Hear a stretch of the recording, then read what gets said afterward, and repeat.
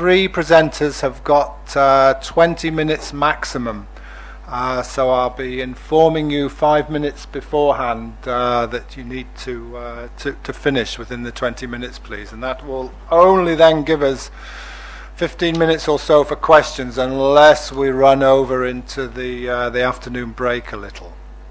So let's press ahead. So we're looking at, again, different country and regional experiences and issues. This time we're looking at Nigeria, Benin, and also Namibia again. So our first speaker is Professor Zacharis Gundu from the University of Ahmadu Bello in Nigeria, and he is speaking about looted Nigerian heritage and interrogatory discourse around repatriation. Please go ahead. Yes. If it's working. It's working at the moment. Let's keep our fingers crossed. Yes.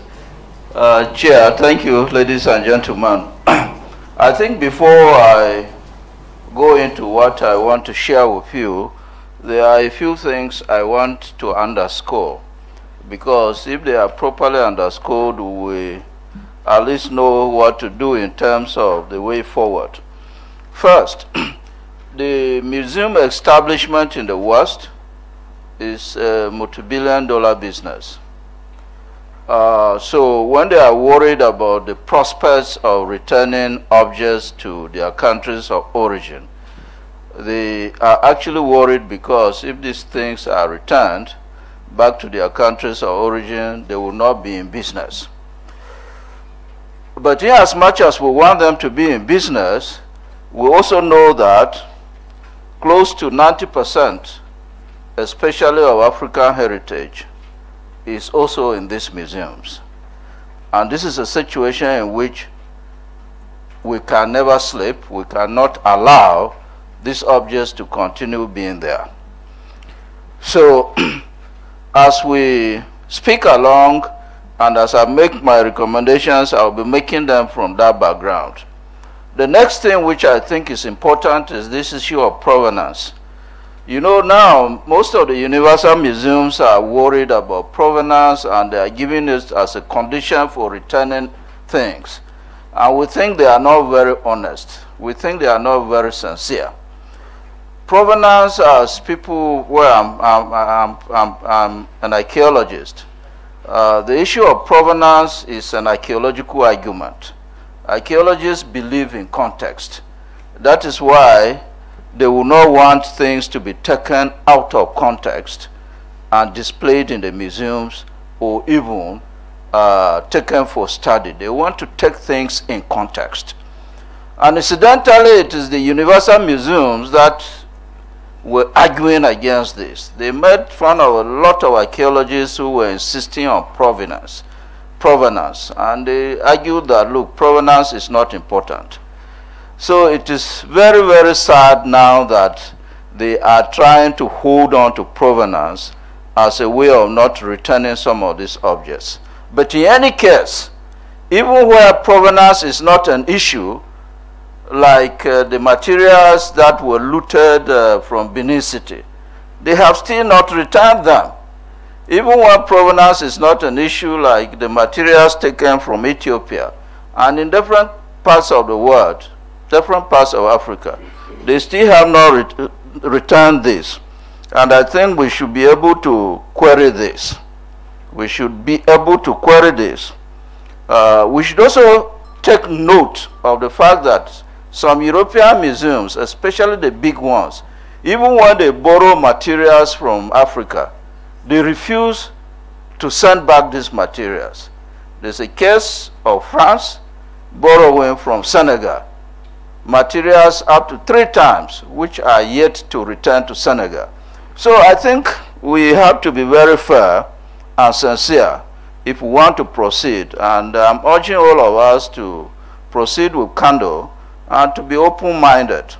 Having said that, let me just go straight to the point, because I don't seem to have so much time.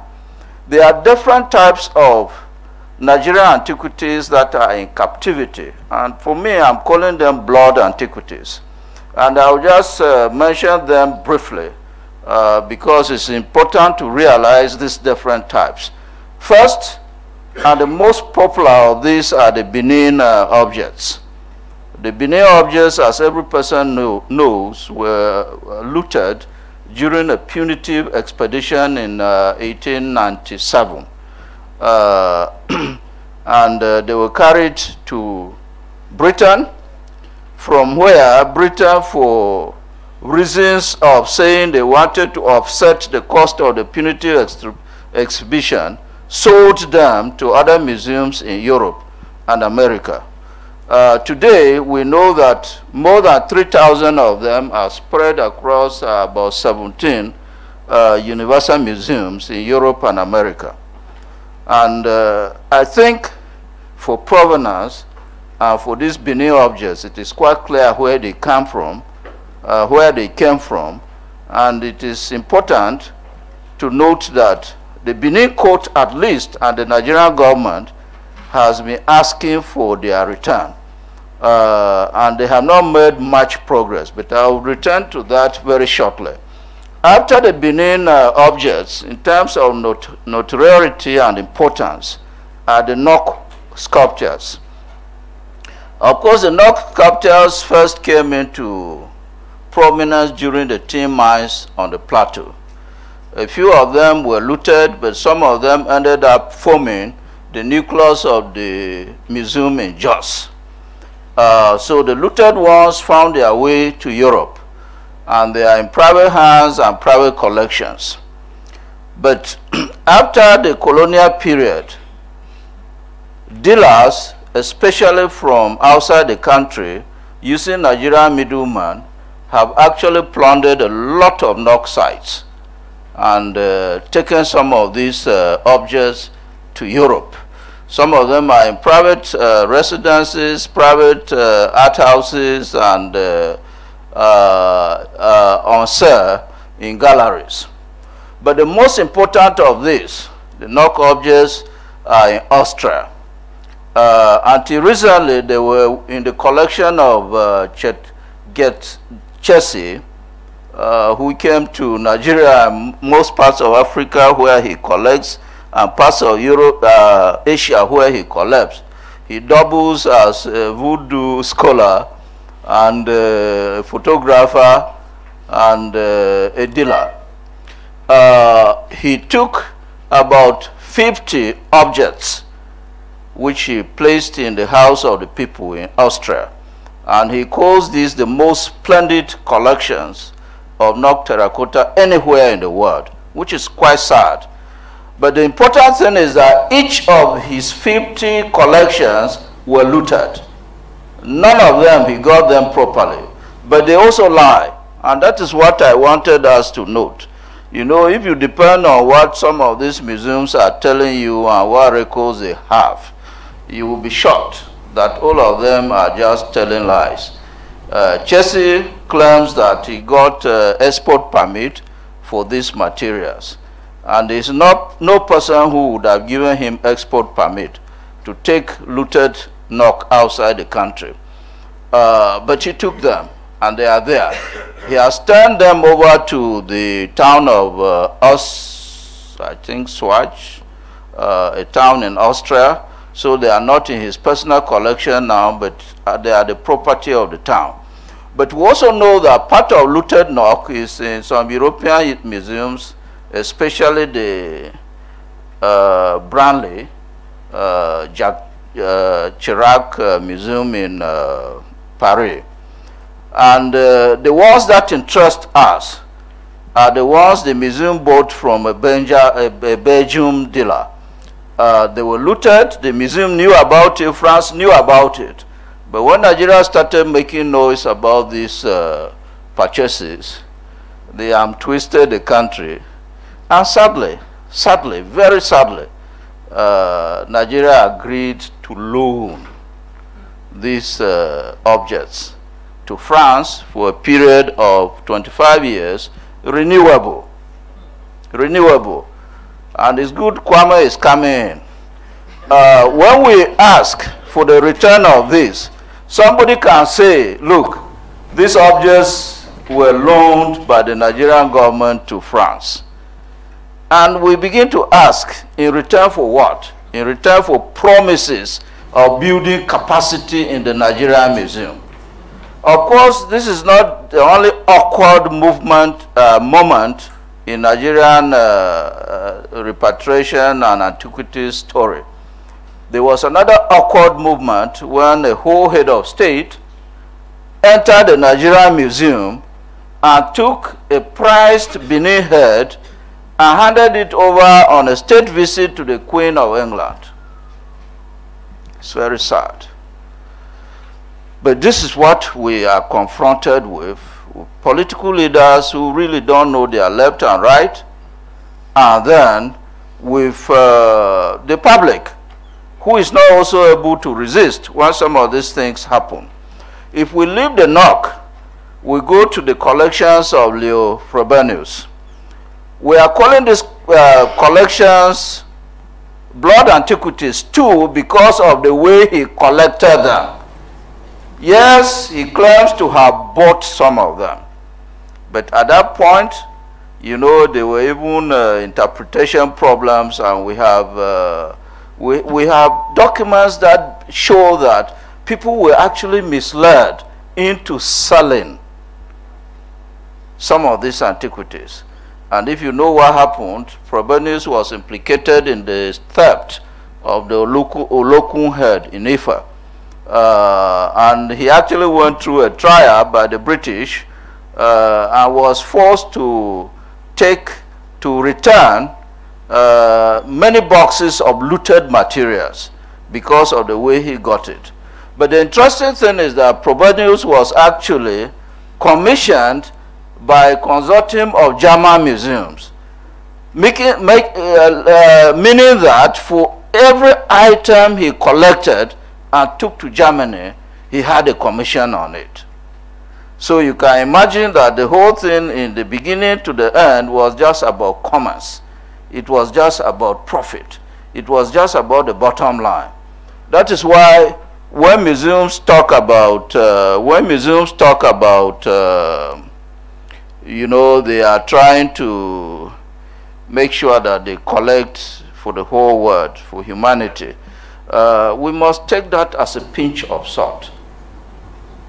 The philosophy that undergirds the Universal Museum is the Enlightenment philosophy. And for all of you who know about slavery, this was the philosophy behind it. All of you who know about colonialism, this was the philosophy behind it. It's very skewed. They will come and tell you a different thing while they will be doing a different thing. They gave the impression that colonialism was for the salvation of the people, of the colonized, and they were trying to be helpful. But every person knows that it is the colonial enterprise that actually developed Europe to the point it was developed, and there's no doubt that at the back of the European mind during colonialism and slavery, it was profit that was driving it. So the argument I make is that it is also profit driving what the Universal Museums are doing at this time. Of course, there are other genres of looted antiquities or blood antiquities. Some of them, yes, were stolen from Nigerian museums. But the truth of the matter is that there is an opportunity, and there are bad people everywhere. It is simply because the antiquities market is very, very large and very lucrative that some of these steps happen, and they still happen because our museums are still very porous. But of course, even after independence, plunder has still continued. In the Tib area, which is in the middle of the country, we know that Europeans have collected a lot of sacred marks, and they are especially housed in some places in parts of the United States. Having said that, let us go quickly to look at the reasons why this looting had taken place and why, you know, Europeans or European museums are arguing that they will not be returned. There are a lot of arguments. Some of them are very outlandish, but the arguments are the same. There are some people who have argued in the UK that the Benin materials actually belong to the UK, to Britain, because the copper which was used in doing the bronzes was actually imported from there. And it really doesn't make sense, but the argument persists. There are also arguments, there are also arguments that persist around the insecurity in some of the museums. In the paper, which I think we'll forward it to you, we have tried to counter these arguments. What have we tried to suggest as a way forward? The first thing we have tried to underscore is that if we take the issue of restitution legally, it is not going to work. And in fact, we shouldn't even go that way. You can't allow somebody to steal from you. The person rewrites the legal rules and the legal regime, and then you will take your case to the person. The legal regime is already skewed against Africans. So let's not even go that way. Consultations, negotiations, and dialogue and cooperation have also not worked. For the past more than close to 10 years, Nigeria has been in dialogue, what they call the Benin Dialogue Group, with European museums. Though American museums and French museums are not there yet, but the dialogue has not helped. What they go there to do is to try to get the country to legitimize the exhibitions that are being run in Europe with looted materials. And then they get some government officials to contribute to the catalogs. What we are suggesting, what I am suggesting in the paper is that since dialogue has not worked, since cooperation has not worked, let Africa not oblige anybody. Let Africa pull out of all these dialogues because it's not working. Let us in Africa say that, look, we will not support you in your exhibitions. We will not go there. We will not contribute to it. The issue of loans is also not here nor there. Because when you loan objects to them and they mix it up with what they have stolen, they have legitimized what they have stolen. When they give you their objects and they say they are loaning them to you, why would you accept that type of condition, for God's sake? Somebody steals from you, you want it returned, and he says, I'm loaning it to you on the condition that you will return it back to me, and you will sign a paper that these objects don't belong to you. I think that is something which is not correct. It is better to withdraw, and if we withdraw, probably we will find a meeting point. And that is why I welcome this type of discussion, because at least we are discussing. If we withdraw from cooperation, maybe Europeans, because they need those objects anyway, but as I said, they form 90% of our heritage, and it means that 90% of our heritage is outside. And because it is outside, we cannot allow it to continue being outside. We must press for it. And I urge, as a closing remark, that Africans must bind together, because this is not the type of thing you will succeed if you are doing it alone. We must bind together and find a way to speak with one voice. Thank you.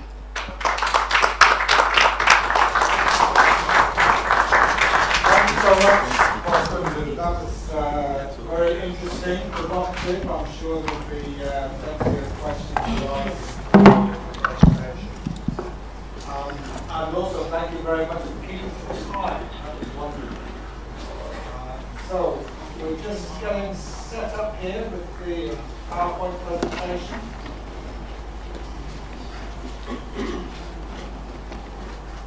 Whilst we do so, let me introduce our next speaker, Dr. Patrick Efibole from the Department of History and Archaeology at the University of Abomey, Calabi in Benin.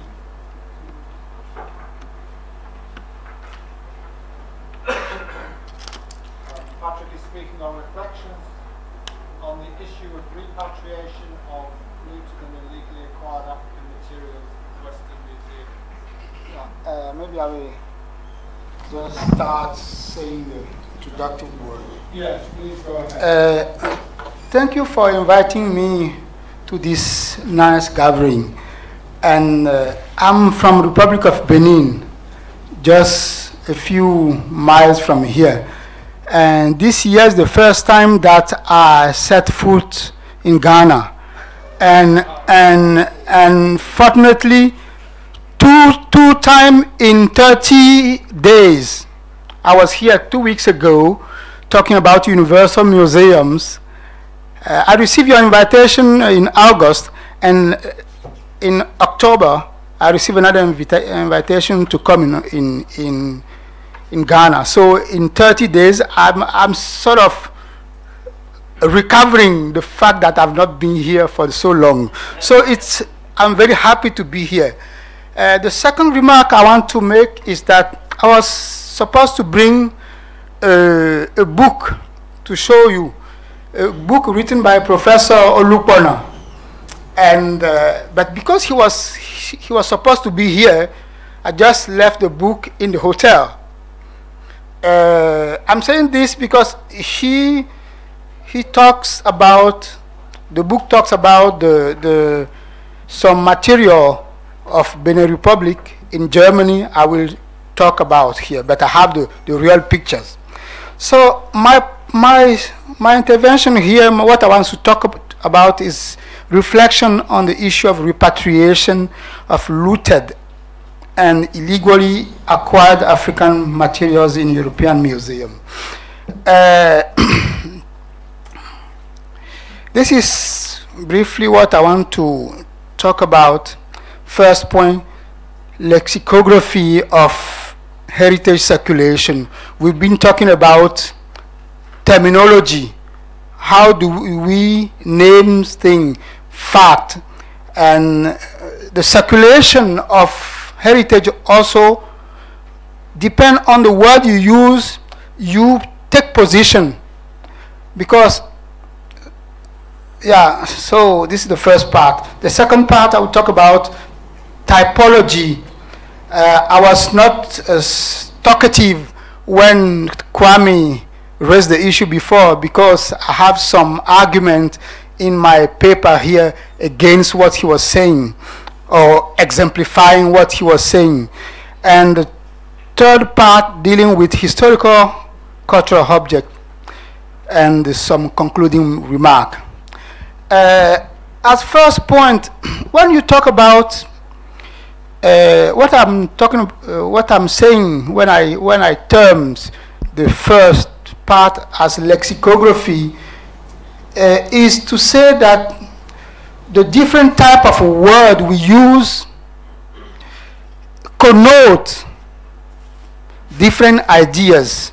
For instance, when you talk about repatriation, it means that the object you are talking about, you are returning the object to the original place, the patria, the Heimat, you say in Germany, la patrie en français. So when you say repatriation, what is it? It's what it means. So, was ist los?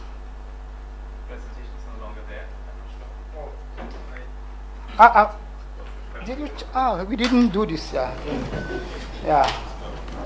We didn't plug the... So when you talk about repatriation, it's what it connotes. Returning the material to the original, the place of production, the place it belonged to without saying. Because when you see Benin bronzes, everywhere you see it, you say, this is from Benin.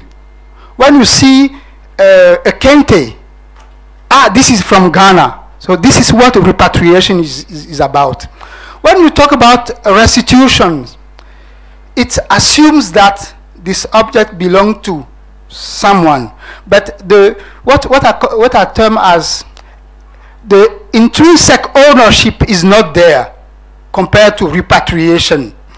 So the third one is the return. When we talk about return, it hides where the object comes from, but also where the object is going. So it talk about only movement. It's the same word, like the same meaning like circulation. You know, the traffic light. When you reach the traffic light, the light tells you you have to wait. It's green, you have to go. It's yellow, you have to slow down. So circulation is about that. But who give the order to wait? Who give the order to circulate the object? So when we use terms, we need to be careful about what we connote, what idea we want to put forward. So, and beside the term repatriation, restitution, return, and circulation, now a new term is coined, the sharing. And to be honest, using the term sharing is not new. In 2004, there was a conference in Leiden between European museums and Asian museums, and the title of the conference was Sharing Cultural Heritage, so between European and Asian museum. So now they are extending the sharing. Are you there? Yeah? Huh? Oh, it's coming. So anyway, so when they start the conference, it was about sharing heritage between European museums and Asian museum. So the term sharing, le partage, it's not new. Though there was a conference a few months ago in UNESCO, at UNESCO, about partage de l'héritage, and people was jumping by saying, hey, this is new, we want to share heritage. But what kind of heritage are we sharing? You are sharing, are you sharing African heritage? Yes. But are you sharing the most important heritage of Europe with us? Because sharing is about two ways. In Yoruba, you don't speak Yoruba, but the Yoruba says, "Shubu fumikin, shubu fuani oremandu," means, I will say it literally, fell down for me and I fell down for you. That make the game sweet. So if you don't have a two-way process, it's a bias project. So as you have time, as you have 11 minutes, I'm good here. So, okay, Miasa. So when we talk about, when we use term, as I was saying previously, we have to know what side of history we are standing, because it's also about that.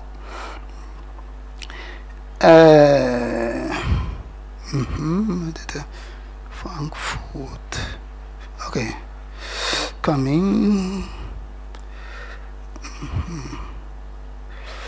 Yeah. So. Yeah. You can have another couple of minutes. Okay. Okay. Anyway, I can go. So this is the first part, the terminology.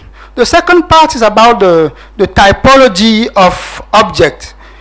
when you talk about typology, we were talking about categories before. Okay, talking about categories before. So, because we should not claim everything. And it's true, we should not claim everything. And I will give you example of what we should not claim, or other thing we can claim, but with a sort of moderate strategy. This is the second part. In the typology of materials from Benin Republic and from some or most of African countries in European museums, you have what I called objects related to early modern time, means 16th, 17th century. You also have objects related to African diplomacy, African agency in modern time. You have the looted material, the war-related material, the war booties in European museum. You also have the scientific mission and the collecting policy that generates collection, removed or brought to European museum. So this is an example. It's Okpon Ifa. It is you know, the Ifa or the Afan in Ghana and in Cote d'Ivoire. This is a divinatory plate, which is actually in the museum, the Ulm Museum in Germany, and was there since since 17th century. Are we going to claim that this was sort of in a cordial exchange? Maybe a businessman was interested in that. Hey, I gave it to you, because the colonialism has not set at that time. So material that were in European collections in that time are probably not the one we can claim. This is the second category of material.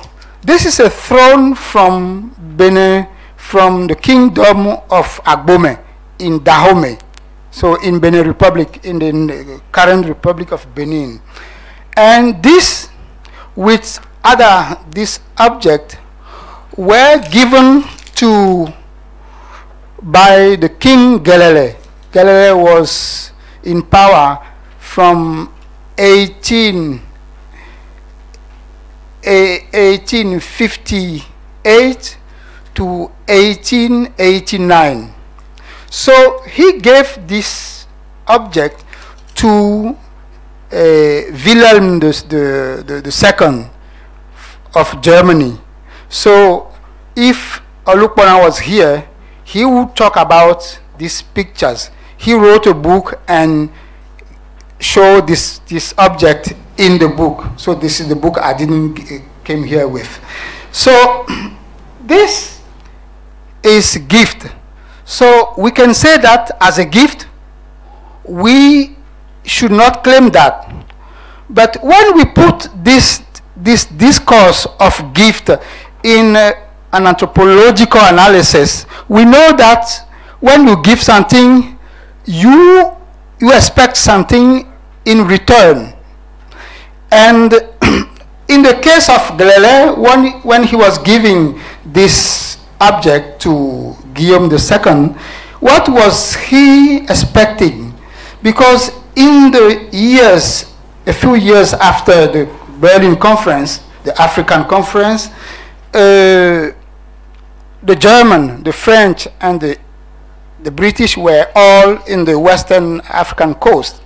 So the French were really active preparing the war against the kingdom of Dahomey. But at the same time, the Germans were there, but doing business.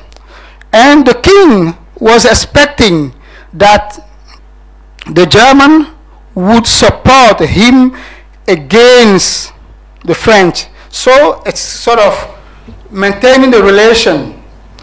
But since in the end the kingdom has not been sustained, should we say that the fact of giving, the status of gift of this object remains? This is the question I left to you. So, but anyway, first of all, it was a gift, a full gift. This is other object from the kingdom of Dahomey too. They are now in a museum in Poland. They belong to Benin. But what does it say about the history of Germany? You know, before what we know today as Germany, there was the bigger Germany. That that includes Austria and part of Poland and so on. So, and at that time, this object went to there and remained to a part that now have been or has been now part of what is called Poland. So when we talk about repatriation, we should not only focus on former colonial masters or former country of involved in colonization. Other areas where place we have to do research to know about the heritage of our countries. The next category is about the looted object. And I precise 5 minutes more. Okay, at the threshold of colonialism. This was when the French army won the war against the kingdom of Agbome. These were some of the objects they looted from the palace and brought it to France. The General Dodd was the leader of this campaign, and he brought it to the museum. I have to make it clear that when they finished the war, they brought part of the object to the Musée de Trocadéro at that time. That was now turned into Musée du Quai Branly. Trocadéro, Musée de l'Homme, and Musée du Quai Branly. So now this object is in the Musée du Quai Branly. Next, beside it, there was also all this, that's our regalia. I make it. So all these objects belong to the 26th object that Macron decided to return to the kingdom, to the Republic of Benin. This object belongs to the 26th because he made a declaration some days before that he's going to give 26 objects back to Benin. These are part of the 26 object. So this is the war-related object. But apart from, I will say something before addressing the third part. Apart from the war-related object, we have at the end of when the colonial authority has been set up, they keep on bringing objects from the country. So this is where the collecting policy, colonial collecting policy stands. So the third part, dealing with historical cultural object. As I was saying, we should not sort of think that all objects in European museums should be returned, because we are different categories of objects. But the first case, the blood-related object, in my point of view, should be returned, because this is clear. If the war didn't happen, the object shouldn't have been there. And when when I was doing my master's some 14 years ago, I was reading the website of the museum in Vienna, and they wrote clearly that because they were one of the museum holding a big amount of the bronzes. They were saying clearly in German, but not in English, that these bronzes, if the punitive expedition had not happened, the bronzes would not have come into the art market. So this is clear that for me, the war-related objects should return, should come back to Africa. The second point, sharing heritage. What do we do with the thousands of African cultural objects in Western Museum, while the museum on the continent are poorly doted? What I'm saying by saying this, for instance, you know the Nketia of, let's say, bronzes. If you have hundreds of bronzes captured in a museum in Europe, and in the country of origin you don't have a single one, what sharing are you doing? If those who are originally owners of the object cannot enjoy this, so there is no sharing. I push a little bit the button. Reciprocity. There is a rhetoric of, yeah, we have to share. But what do we share?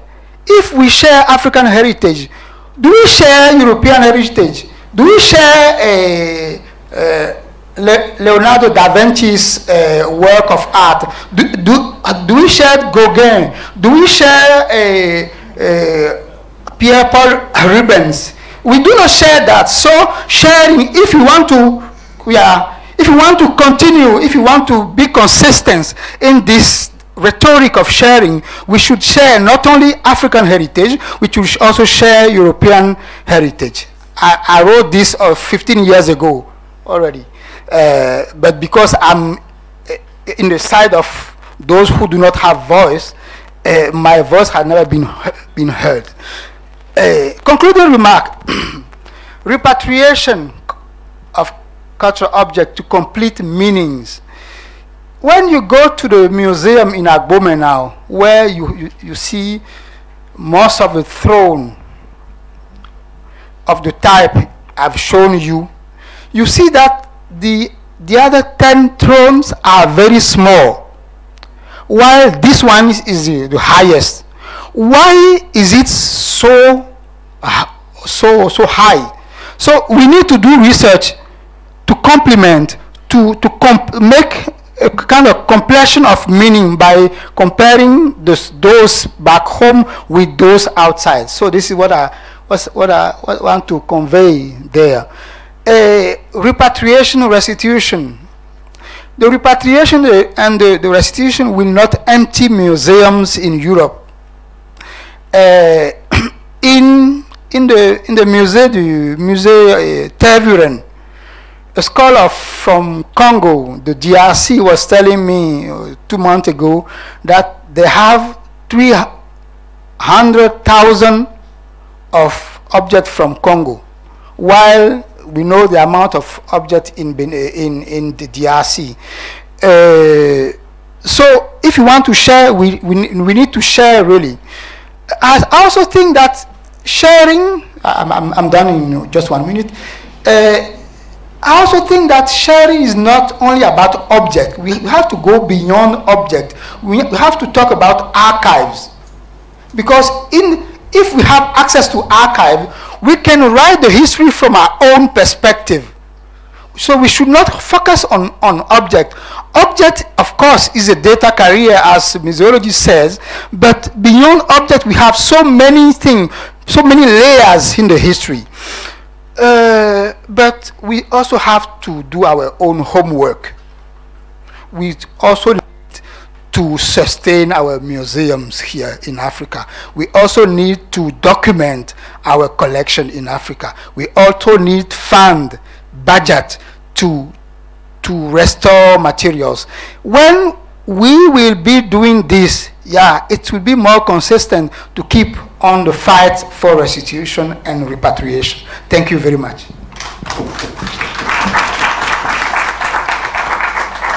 Thank you, Patrick. Very precise presentation in terms of typology and terminology, typology, and how the implications of those different definitions deal with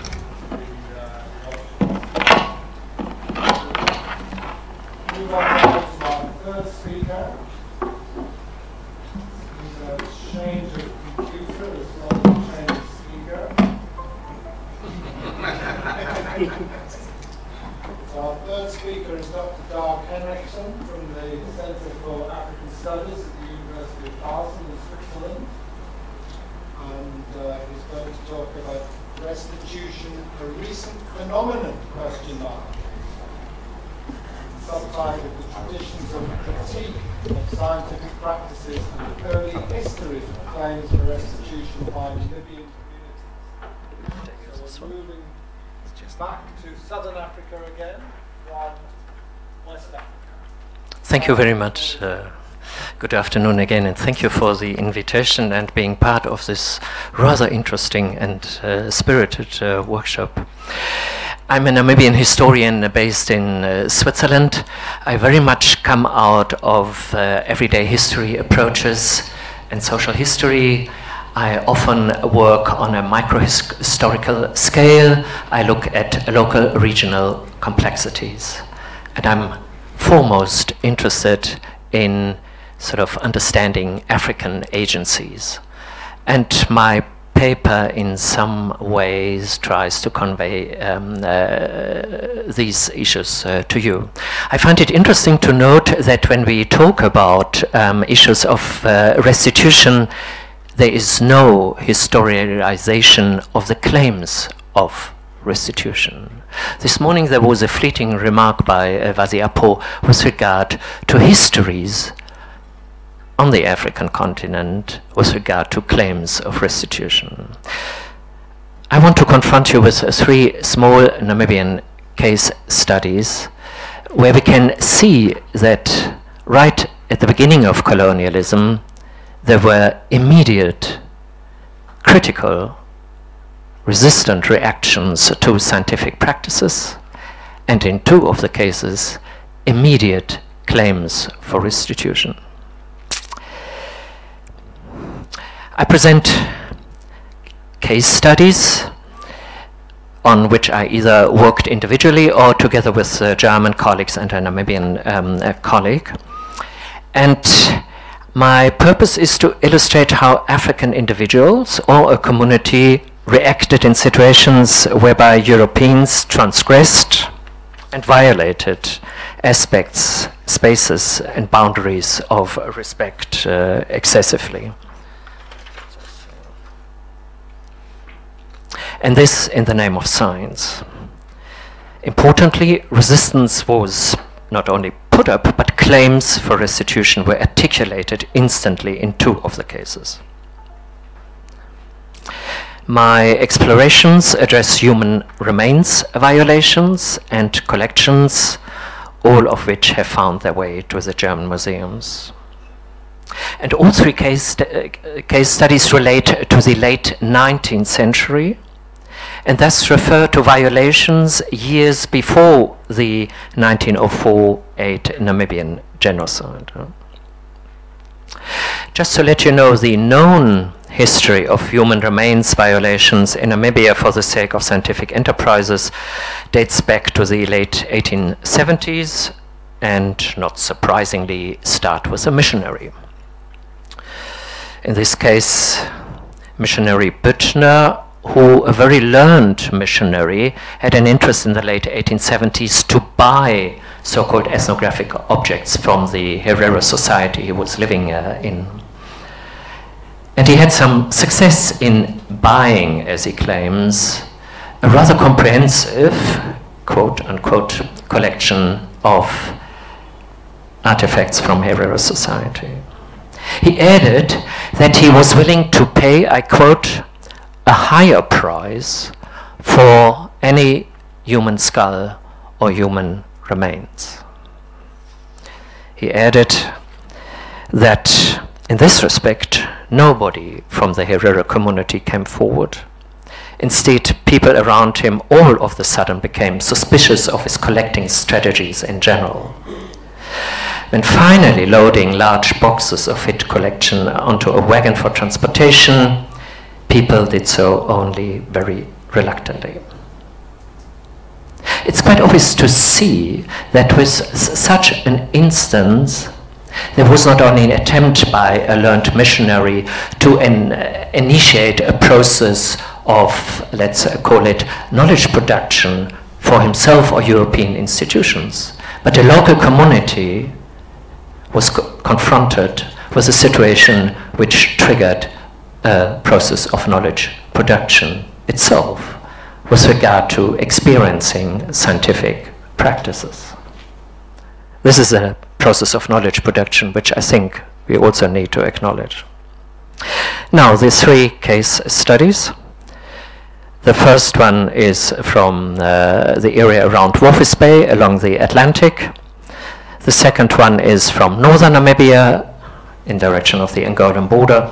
And the third one is again from western Namibia close to the town of Usekos.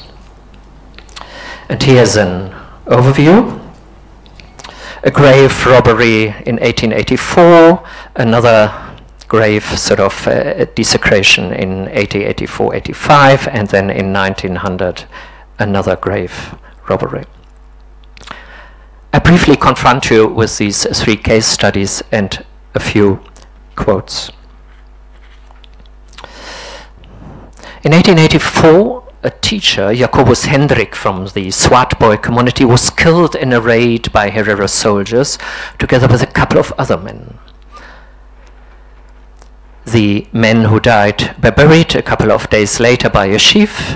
Again, 8 months later, a young German geologist, Waldemar Belk, violated their graves and shipped most of their remains from Walvis Bay to Berlin, where they continue to be kept in a large human remains collection owned by the Berlin Anthropological Society. Here you have the vital quote, which gives you the names of these three individuals whose human remains were robbed and shipped to Berlin, brief biographies, and details on the grave robbery as such.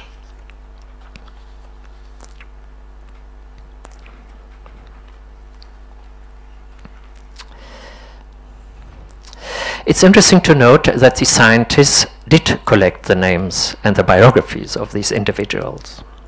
We recently published a detailed study on this case. Most importantly for us was the fact that we could trace the current family members of the three men's skeletons through articles we published in the Namibian newspapers. My concern here, however, deals with the immediate reaction by the family in 1884 to the grave robbery. When Belk brought the skeletons to Walvis Bay, this is what happened. In Walvis Bay, Mr. Belk saw himself obliged to leave the daughter of Jacobus Hendrik, who had heard that the traveller brought the skeleton of her father, a skull, amongst others.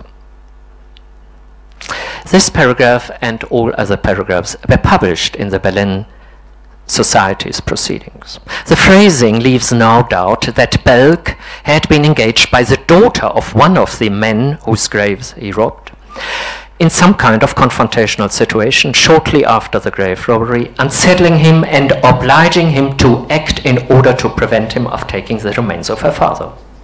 The initial act of grave robbery was thus immediately met not only with critique, but importantly with a principal demand for restitution, the demand of returning robbed human remains. Obviously, the grave desecration was the subject of intense, at least semi-public discussion. The daughter had heard about the grave robbery. And it becomes apparent that the daughter would not have agreed to any exhumation that the German scientists might potentially have envisaged. Provenance research with regard to the human remains in Berlin shows something else. It became apparent to us as researchers that Belk left the daughter with the skull not of her father, but with the skull of another man, Jacobus Charisep. The skull of Jacobus Charisep was given, seemingly, to that daughter because it was damaged and incomplete and as such not of interest to the German scientist. Jacobus Hendrik remains in Berlin. I'm a little bit hesitant, but I decided to show you this photograph of the skull of Jacobus Hendrik, for the simple fact that his name has been painted on the skull. Any research by German anthropologists for the last 140 years on this skull was research not on an anonymous skull, but on Jacobus Hendrik.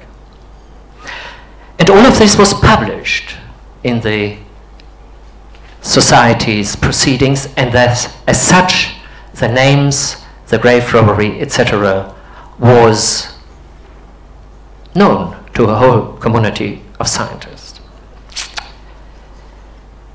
Until 4 years ago, when we started our research into this case, nobody at the Berlin institution seemed to have bothered about the biographies and the names. But they have also not bothered about the claim of the daughter in 1884 for restitution. Let me move to the second example. This refers to a research I did into the scientific practices and collections of the Swiss botanist from Zurich, Hans Schinz. Again, it's also a study about the violation of human remains spaces and claims. He got the hint from, in this case, a Finnish missionary, that a local man in northern Namibia had died in a local skirmish, and the quote, which you can read, makes clear that he was rather happy to find the skeleton. Secretly, he put the skeleton in a box. He soaked it in and put it on the roof of his ox wagon. Unfortunately, wind blew down the box, and thus his secret, quote unquote, was exposed to everybody and causing widespread shock. At the same time, the botanist and the missionary were also busy chopping off splinters from a sacred stone at a sacred burial site of Ndonga kings, and they also took photographs at the site. He himself emphasized, I quote, "You actually need to collect everything," unquote. He also tried in Central Namibia to acquire sacred objects from Herreras. But what happened when the skeleton was blown from the ox wagon down and his practices were exposed? As he wrote to his mother in Zurich, "I hurriedly buried the skeleton and only kept the skull."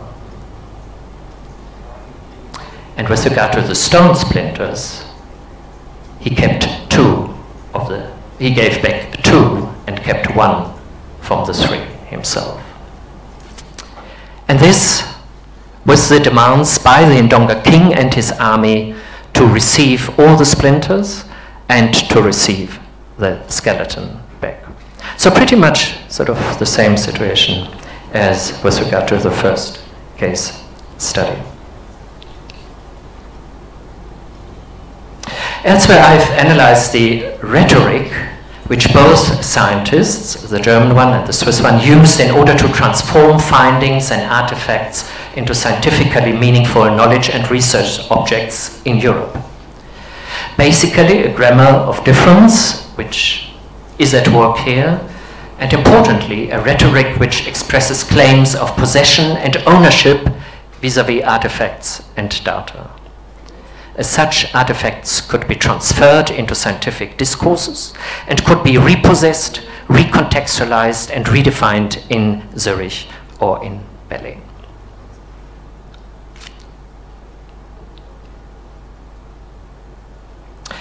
the claims of the daughter on the one hand, and of the Ndonga king and his army were, in a way, known by the scientists. These claims survived, but they were not acknowledged by the scientific community until today. Before I reflect a little bit more on these aspects of African agency and these immediate claims for restitution, let me briefly introduce the last case study. This involves Eugen Mansfeld, a well-educated merchant living close to the town of Usakos, who, for reasons not really clear, started this collection of which you have the quote. Here he also violates the grave of a so-called bushman, as he calls the person, and he then deals with the skull, which in 1913, together with other skulls, he gives as a collection to a museum in or around Hamburg. I have not yet traced the whereabouts. Thank you.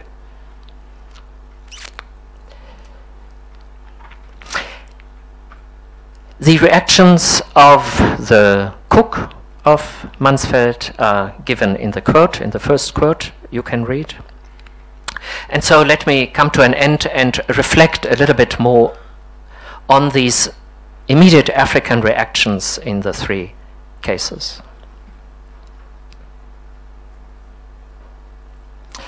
Firstly, this is a simple point, but these are cases and reactions taking place before the genocide. There are immediate hesitations, there is resistance, and there are two claims of restitution. I can put this very simple, but resistance did not only refer to land and economic politics right at the beginning of formal colonialism in Namibia, but instantly implied resistance to scientific activities relating, in our case at least, to human remains. There were other forms of resistance to anthropometric strategies from the 1880s onwards.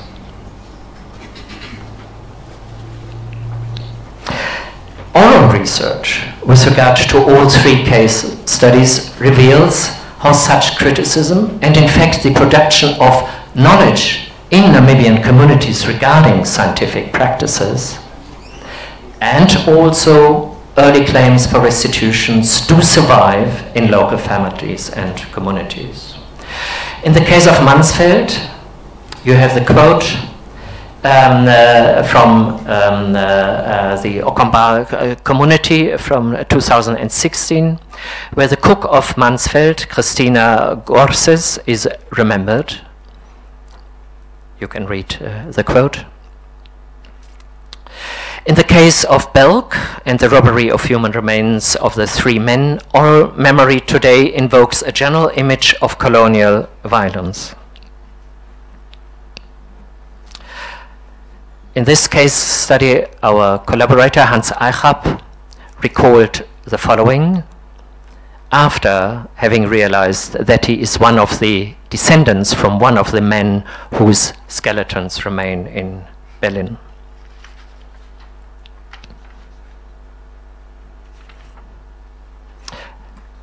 As such, claims for restitution are not only new and recent, but the violence inflicted by scientists itself generated particular reactions, generated particular knowledge productions, raised more than critical questions, invoked resistance, all of which, to various degrees, continues to be not only remembered, but to inform local debates with regard to what we discuss, namely restitution.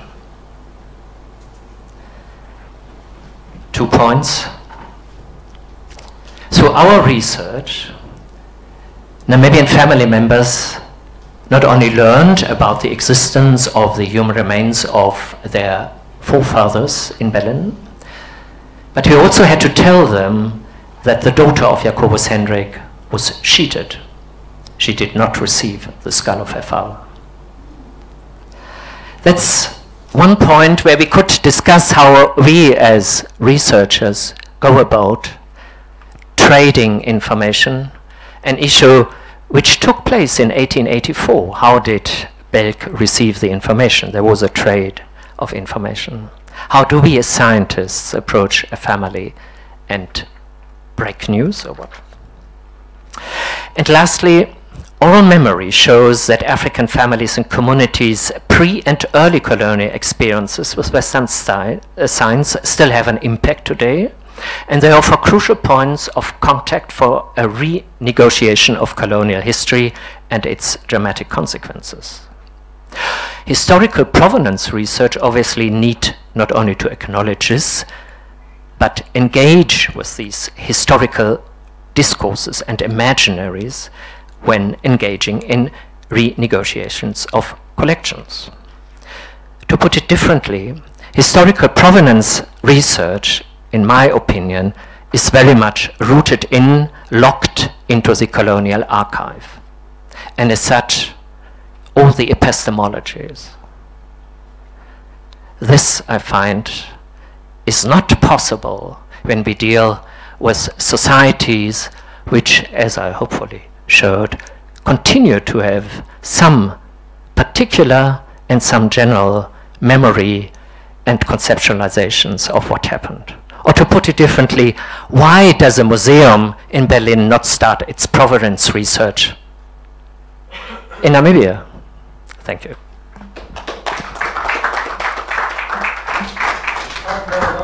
Some fascinating historical cases there involving early assistance and claims for restitution. And, final question to pose to the audience, but also I'm now going to ask the audience to pose questions and to make comments to all of our three speakers. Please make it clear to whom you are addressing your questions. First, Andreas, second, Kwame, third, Thomas. Two questions. The first is to all. That is, there's often now a tendency to lump together, let's say, provenance research and maybe also restitution of artifacts, objects, and human remains. And I was just wondering to what extent this is a good thing to do, or I would just like to hear to what extent you think it would be useful to distinguish between these two types, because they seem to also, just say, have a different context and also maybe touch upon different sensibilities. And that would be my second point. Also might need different methods. And this is the other point. I mean, Doug's example shows very much how complicated, I mean, if you want to do it right, how complicated such a provenance research is. Not enough just to go to one archive and then you have it, but very often even one case or one story implies looking at material here, there, and everywhere, involving also very much oral sources. So that then would, I mean, the other point was then, I mean, how to proceed, given the fact that you have this immense, if you said, potential wealth of sources, but also of stories, of objects, of remains, but what to do. So I'm also curious from your perspective, also from different African cases, could you think about a priority list?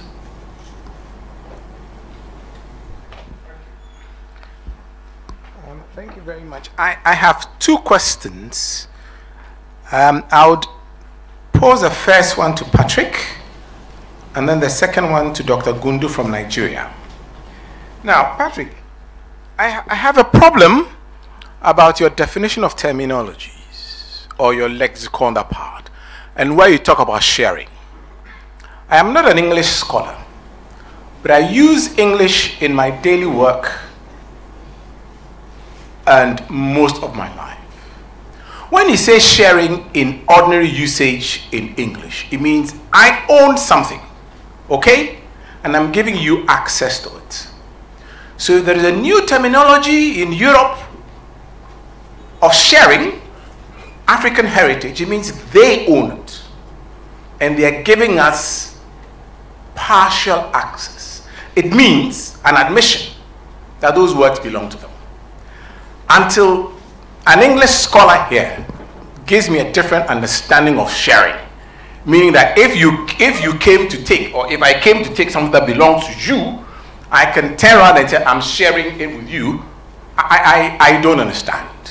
And just as Dr. Kwakubako was saying here, people may be sitting somewhere thinking that, oh yeah, we've got these guys, they don't understand. In the next 3, 4, 5, 10 years, it becomes a new trend, a new terminology, a new theme and subject of discussing African museum work. Just like how Universal Museum is gaining currency. You know, instead of returning the objects, they're creating new platforms. And Universal Museum, it is world heritage, global heritage, sharing, and all are ways of divert. My point is, you will have to boycott such meetings. Or if you go there, make your point clear that nobody is sharing Africa's culture with us. There must be another terminology. And if you're not familiar with English terminology, familiarize yourself with it. We are not sharing our culture with anybody. Point 2, the less emotional, sensitive one. When you talk about gold weights from Asante, I have a little difficult, no, not gold weights, stamps, Edinkra symbols. I have a little difficulty in that, and probably because you're not a Ghanaian speaker of the language, so once you're here, it's part of your welcome. The Edinkra symbols, the works that were looted from the palace, they were sold to so many people. In fact, Lady Sarah Wilcox even bought some and later returned them to Anchorage School Museum, which formed the base of the museum. But the Edinkra symbols are expressed in various ways, on cloth, in gold weights, in many other ways. So when you say they should return the Edinkra symbol, it's quite vague.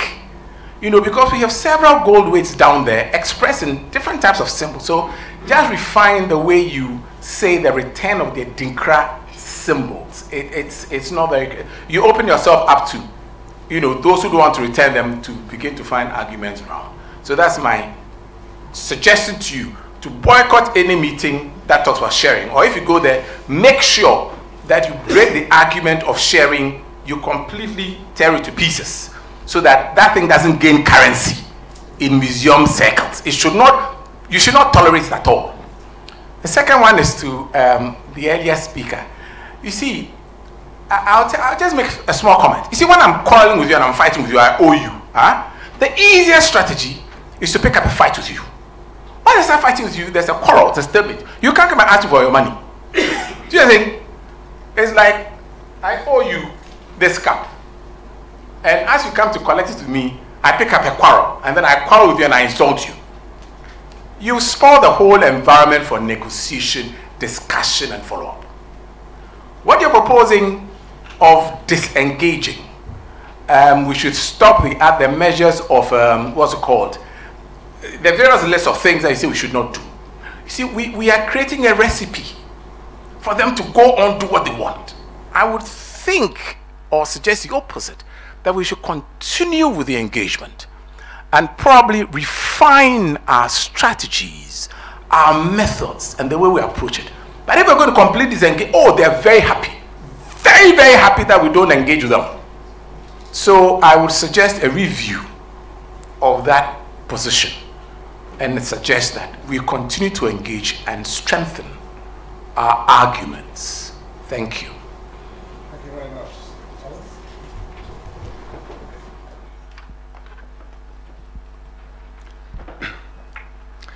Thank you. As a museum practitioner, I'm interested in concrete cases, so I do not have a commentary, I just have a simple question, maybe not with a simple answer, to Dag Henriksen. as there are quite large debates and discussions about restitution of Namibian heritage and ancestral remains to Namibia, and some of them coming to a successful end, my question is, in the 3 micro cases you mentioned, are these claims and quests taken up and reiterated again?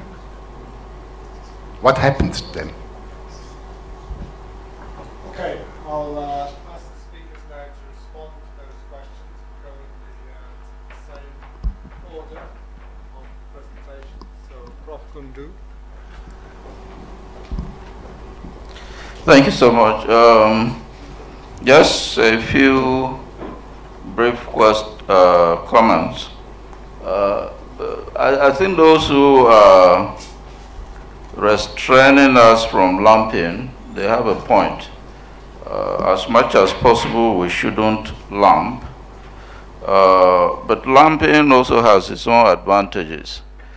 I think for me, from the side, talking from the side of Africa, lumping doesn't worry me. It is the people who have it that should disambiguate. I should be able to say that, look, this one we store, this one we didn't, we got it. And the onus of proof should be on them. Because when you are negotiating, you go with this idea that, look, we are not asking for everything. We are just asking for the things you store. Even the things they store, they want to launder them. That's just the truth of the matter. They want to launder the things they store. And if we give them more time, before we know what is happening, everything will be very clean. So when we lump as a strategy. To Kwame, yes, he wants us to continue with the engagement, but the truth of the matter is there's no sincerity on the other side. There's really no sincerity on the other side. And when you are first with this, I remember, for those who have an archaeological background, when the World Archaeological Congress decided to break away from the major archaeological body, by then the debate in South Africa was raging.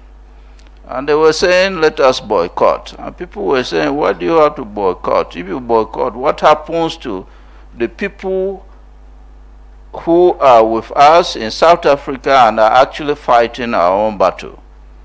But in the end, I think every person said it made more sense to boycott as part of pressure. And I think if we really want to put pressure, we should boycott. No matter what these people are saying, even if they don't want, they will be happy. There's one thing they are looking for. They are looking for legitimacy. That is why when they exhibit Benin objects, they want the Nigerian government to be there. They want the Benin court, Benin palace to be there. They want somebody from Africa to endorse some catalog. It's legitimacy they are looking for. And if we deny them that legitimacy, we will draw them to the table.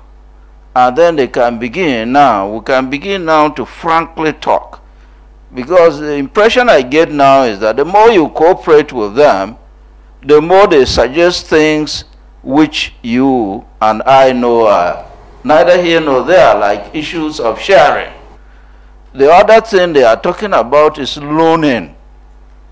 You steal some things from somebody, and then you turn around and say that the way to go around it is to loan it to the person, so that he can also go and show it. And then, of course, the loaning is based on some legal parameters that are very, very, very, very demeaning. You have to sign that this thing doesn't belong to you. You will take it and exhibit it in your country and return it. For the meantime, France is getting things from Senegal for several years on loan and is refusing to take it back to Senegal. So I really, for me, I think as part of pressure, we should go towards that direction. and see how it goes. Because if these things are not legitimate, if the whole world knows, and that is the truth of the matter for the so-called universal museums, the bulk of their materials are looted and they are blood antiquities. Thank you. You got some tough questions there. Yeah. As a French speaker, I'm sure you've got a good response. I will try. First of all, the first speaker asked the hierarchy we put between human remains and object. And I think human remain, in my point of view, human remain and war-related object, war booties, belongs to the same category. They need to be returned, because in the first case, it's the human, part of human being itself. In the second case, is the result of the loss of a certain amount of human body, if you want. So the object belonging to these two subcategories have to be returned. This is, for me, without negotiation, because the human life is equal everywhere, I assume. But the rest, yeah, we still have to talk about it. I'm not saying that we should not claim it. It's not my point. But when we set the hierarchy, the war-related and human remaining are the first to be returned. Okay.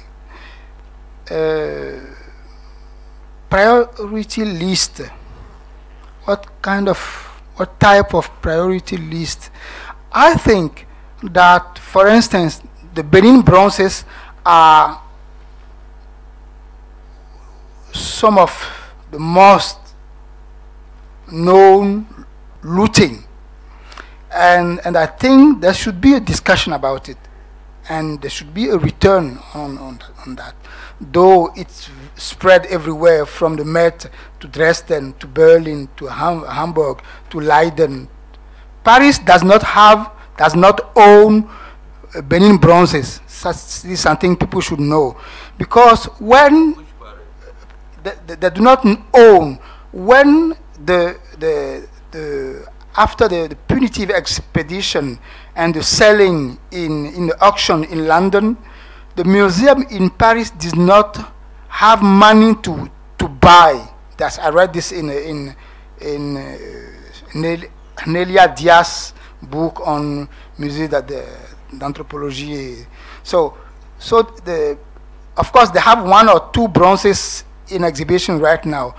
It should be, or it is, a loan. But the main bronzes are in Berlin, in German museums, in Dutch museum, Leiden precisely, in the Metropolitan, and so on and so forth.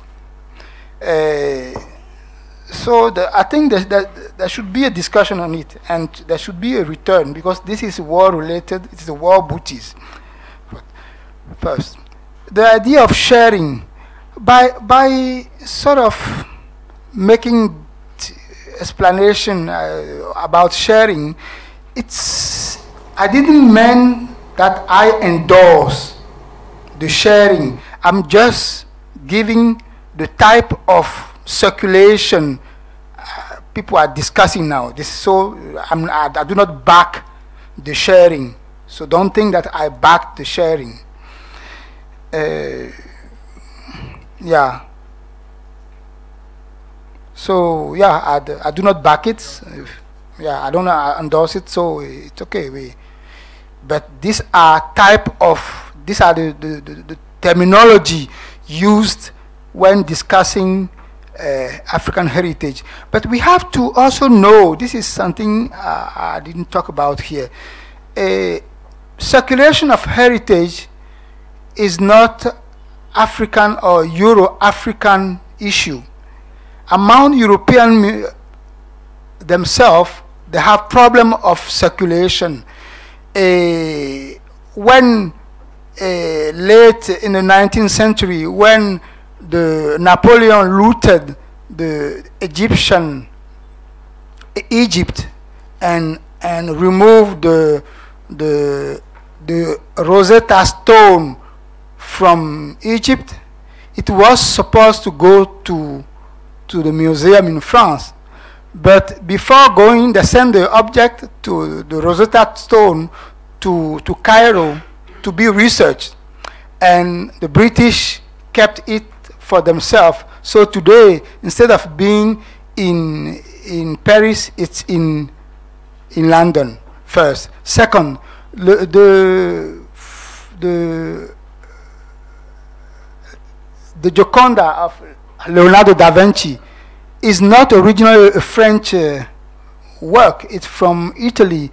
It has been looted long time ago, but it's today in France. So it's at Louvre. So yeah, our discussion about heritage remind Europeans their own history. There is a very nice book on this controversial book, the book of Julian Spalding, Poetic Museums, Reviving Historical. It was published in 2002.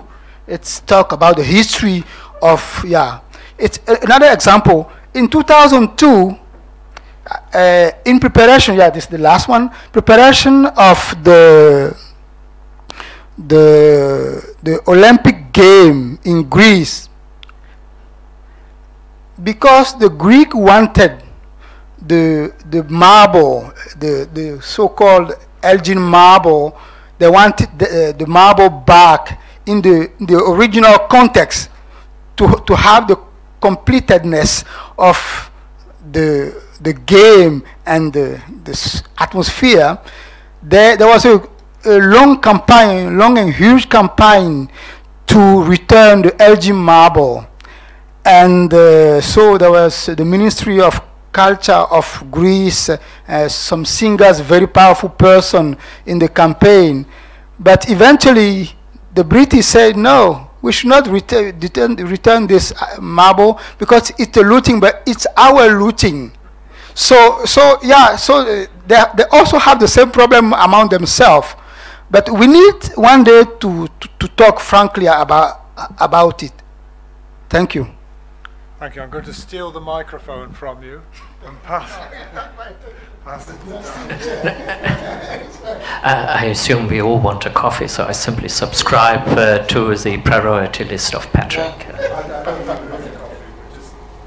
Don't tell me there's no coffee. No, please, go ahead. Please, we need a quick break. I subscribe to the break. I think Thomas wants his question. I can tell him. Okay. So just let me make clear, we've got a short break now. At 4 o'clock we have the keynote lecture from Professor Andreas Eckert, which will be transmitted live to Freiburg University. Maybe. So we hope so, yeah. So I'd be very grateful if you could all be back in the room by 5 to 4, please, so that Freiburg doesn't come on stream and see an empty room. Thank you. Thank you so much. Sorry to me. It's okay. Yeah, we did a break, but there's no tea or coffee at this point. So, thank you. Thank you very much.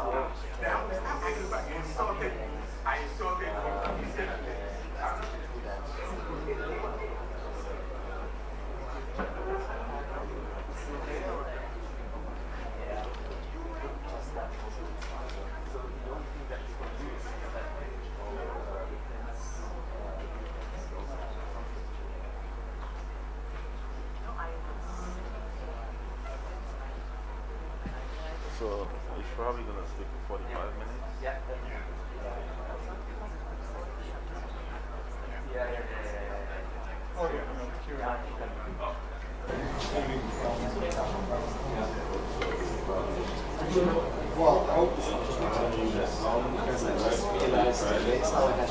They did have a text. Yes, for some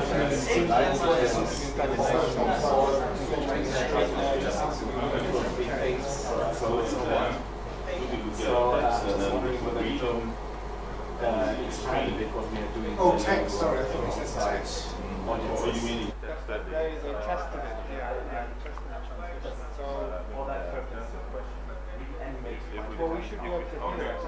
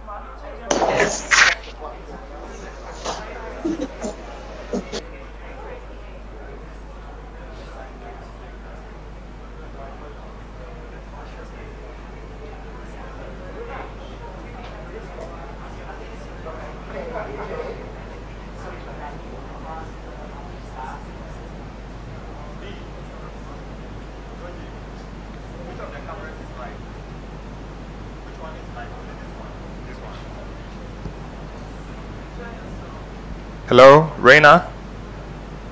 Hello, Reina. Hi, Yeah, this is Alison. We're going to have a short introduction on our side first, and then contact you again just shortly before 4 p.m.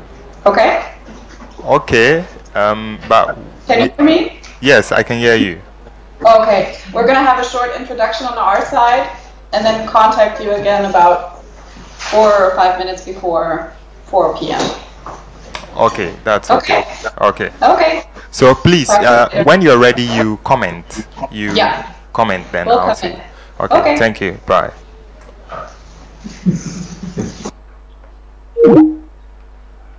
So where's my PowerPoint? Where will it be shown?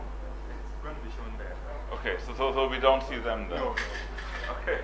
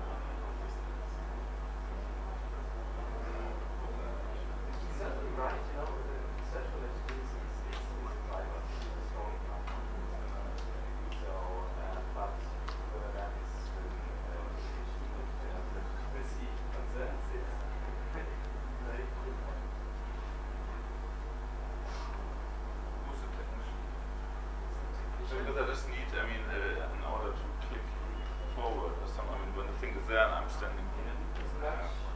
Oh, you need a... Is that the remote control? I have no idea. Do you need a computer here? No, I just need, I just have to make sure that the right image is at the right time. I guess the guy will come there and then... Test it, or before I destroy any arrangements? No, maybe we wait for this. Yeah, the guy will be the best.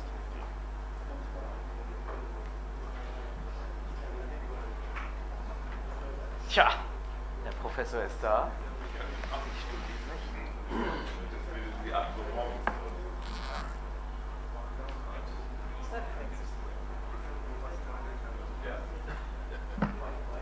have no idea. I was even surprised that he's here. Francis is watching us. I have no idea.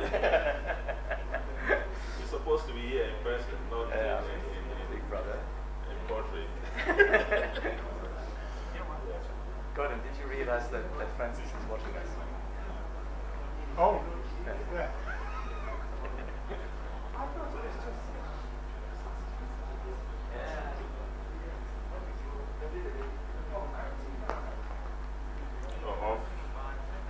Here. Oh, really?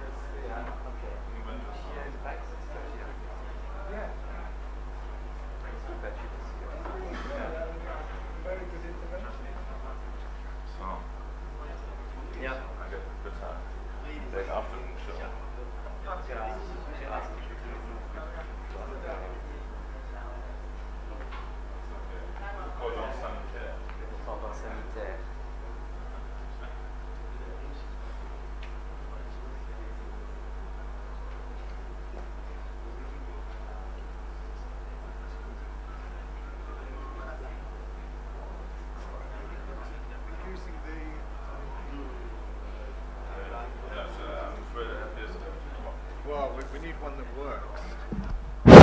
That works. Yeah, for how long?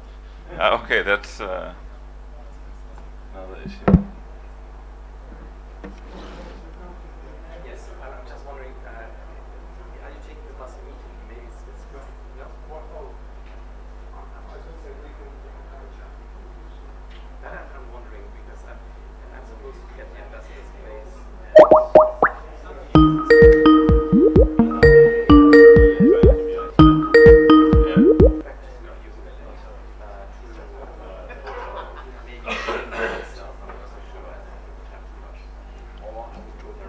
Hello. This does not work.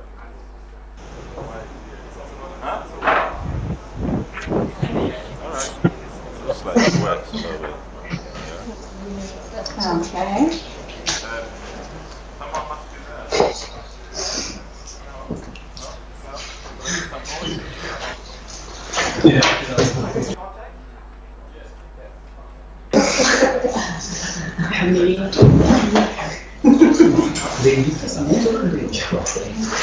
Hello, Accra.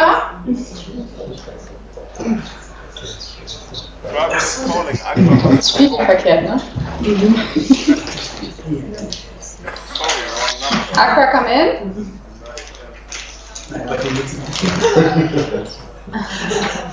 Also, du bist gerade eben Kinderton, ne?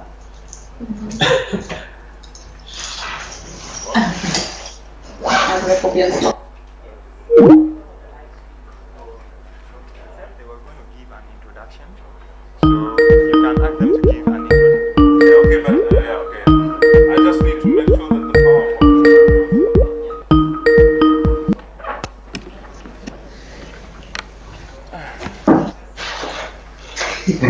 Okay, yes. Close the cordon sanitaire. Hello?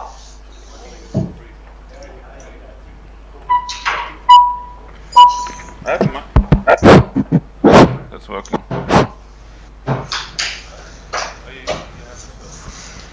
Hello, testing mic.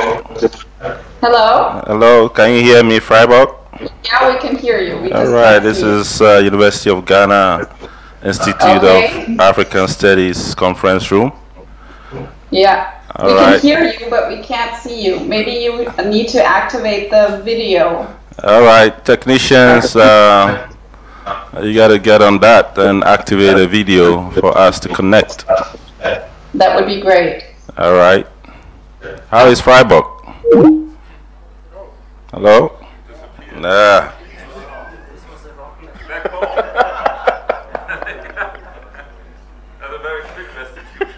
Well, no, come on, man. This is about the weather. Everybody would love to talk about the weather, you know.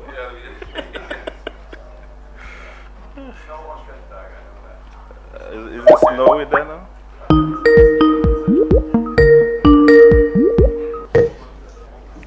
Hello?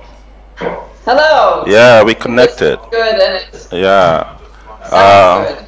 We still have a couple of minutes to get a technician in place to connect the video. Okay, we can hear you fine now, and we can also see you. Oh, okay. That's excellent. I think that all problems have been solved. All right. So, Sounds good. unfortunately, we can't see you, so you have the upper hand. Hello? Yeah, we're here. We can see you and we can hear you. I think we can proceed with the program now. Oh, okay. Yeah? All right. So, okay. I've been signaled to wait for 1 minute.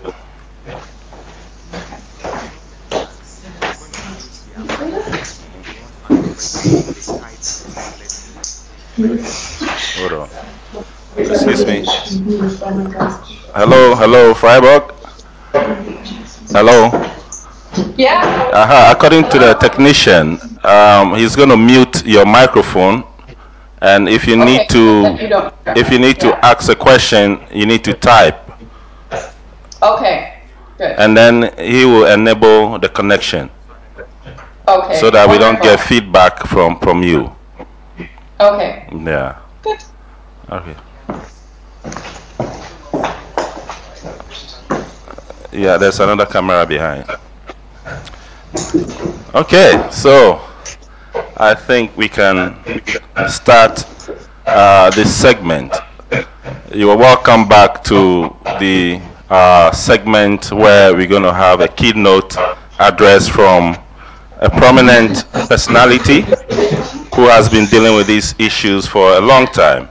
My name is Dr. Wazi Apple, the convener of this workshop, and I'm happy that this workshop is live and is being run from today to tomorrow. I remember when this idea was mooted in July this year with Professor Ben Kotman and endorsed by Professor Andreas Eckert. Later did we know that this will happen, but it is happening, and we are very thankful for this. I would also like to announce that this workshop is being transmitted live to Freiburg, University of Freiburg, and they are the technicians. Hello, Freiburg. Are you connected? No.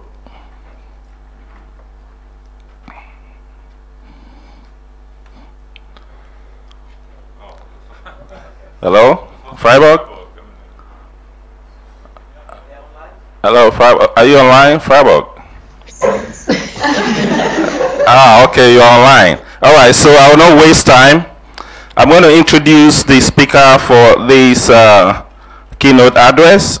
He is in the person of Professor Andreas Eckert, who is professor and chair of African history at Humboldt University in Berlin, Germany. Since 2009, he is also director of the International Research Center, Work and Human Life course in Global History, in bracket REWEC, and which is funded by the German Federal Ministry for Education and Research. Currently, he is fellow at the Institute for Advanced Study in Princeton. He widely published on 19th and 20th century African history, colonialism, labor, and global history. He has been for many years editor of the Journal of African History. Professor Eckert regularly contributes to German newspapers like the Frankfurter Allgemeine Zeitung and Die Zeit. His most recent book, which is an edited volume, is entitled Global Histories of Work. I know he's ready and poised for action. So, Professor Eckert, your audience. Okay. Oh, yes, I need the mic on. Okay, thank you very much, Vazi, for this introduction. And yes, thank you for being here after a long day. And hello to Freiburg. Unlike Vazi claimed, I'm not a specialist at all on museums or the whole issue of provenance.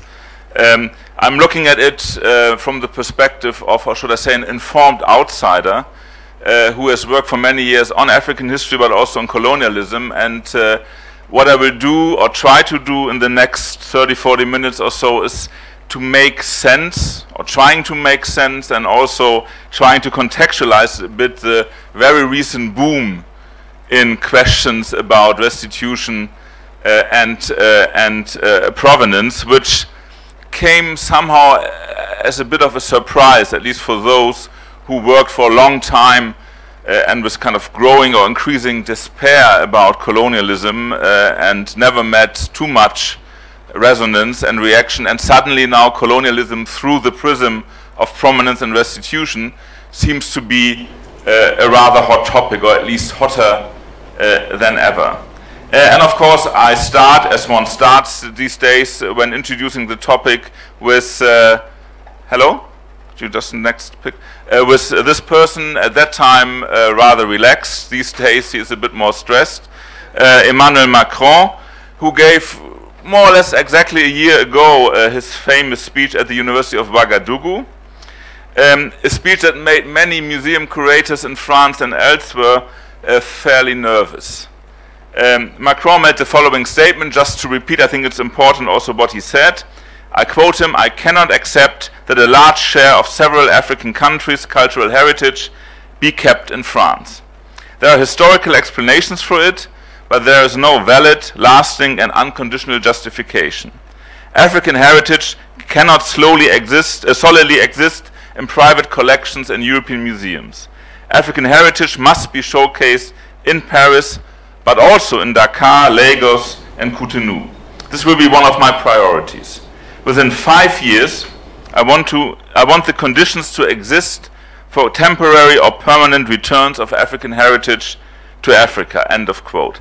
And of course, one can think why at this point Macron made this statement. And there has been the suggestion that he was also reacting to requests or even pressure, especially from Benin.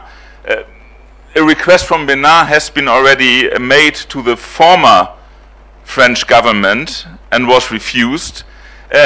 I'm not sure to what extent this pressure was there, or it was something that really made Macron moving. I think one has to see it also in the wider context of his politics. He was at that time at the height of his power and popularity, so he also thought he could dare a few things. One also has to see that a short time before the statement, he made statements about a French role in Algeria and made very critical comments about French rule in Algeria. So I think this was part also of a wider attempt to maybe not come to terms but deal somehow with colonialism in a rather critical way.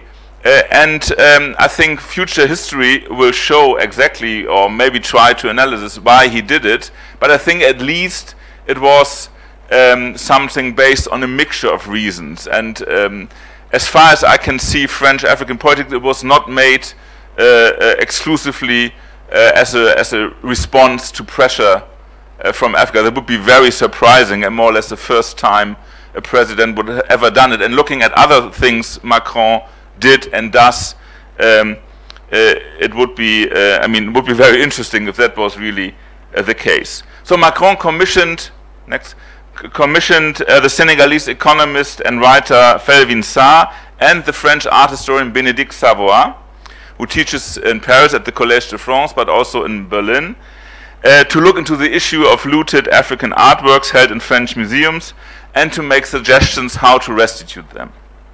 And Bénédicte Savoy had become before a kind of celebrity, of course for many reasons, because she's a brilliant art historian, but also because she had in summer 2017 resigned from the advisory board of the Berlin Humboldt Forum, which was already mentioned in other talks, and I will talk about it a bit later.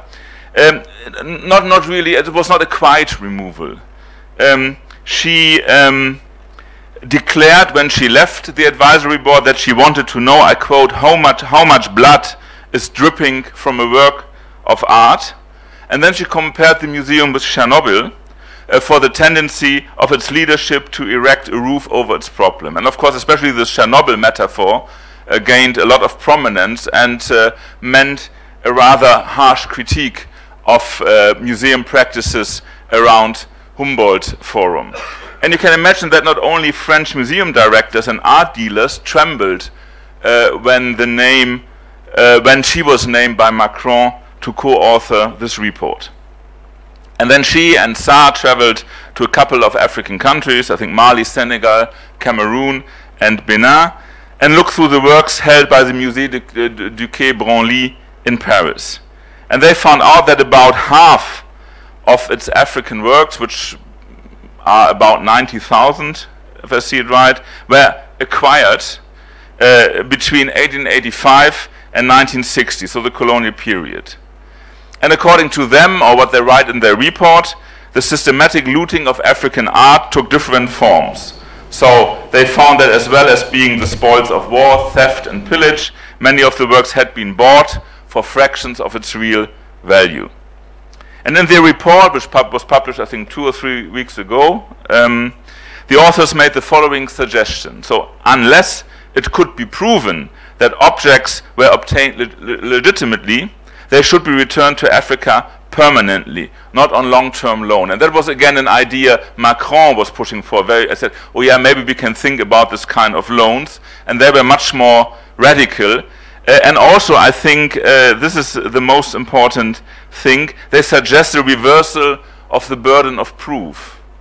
So now the museums, when African governments or institutions demand something back, then the institutions in France have to prove how they acquired it, and not the other way around. Before that, Africans had to prove that this thing was somehow theirs and had been stolen or brought to France under dubious circumstances. And a law, of course, would need to be passed in France to change the code of patrimony, and then African countries would have to request that their stolen works be returned.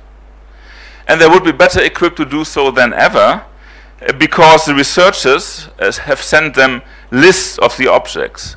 And in an interview Bénédicte Savoy gave to the French newspaper Libération, she made the following point: traveling in Africa, we saw the effect that these inventories can have, especially on museum directors. They never had access to these lists, and never in such a clear and structured way. Highly knowledgeable researchers and teachers were really incredulous when we told them there were so many of their country's objects at Quai Bromley. Not surprisingly, the report met a wide range of reactions, and some museum directors in France, but also politicians and art dealers, immediately imagined the worst, that is empty ethnographic museums. So of course this point was quickly made, which is of course nonsense. But again, I mean, there was very much this rhetoric of if this really will be put into practice, everything will be gone.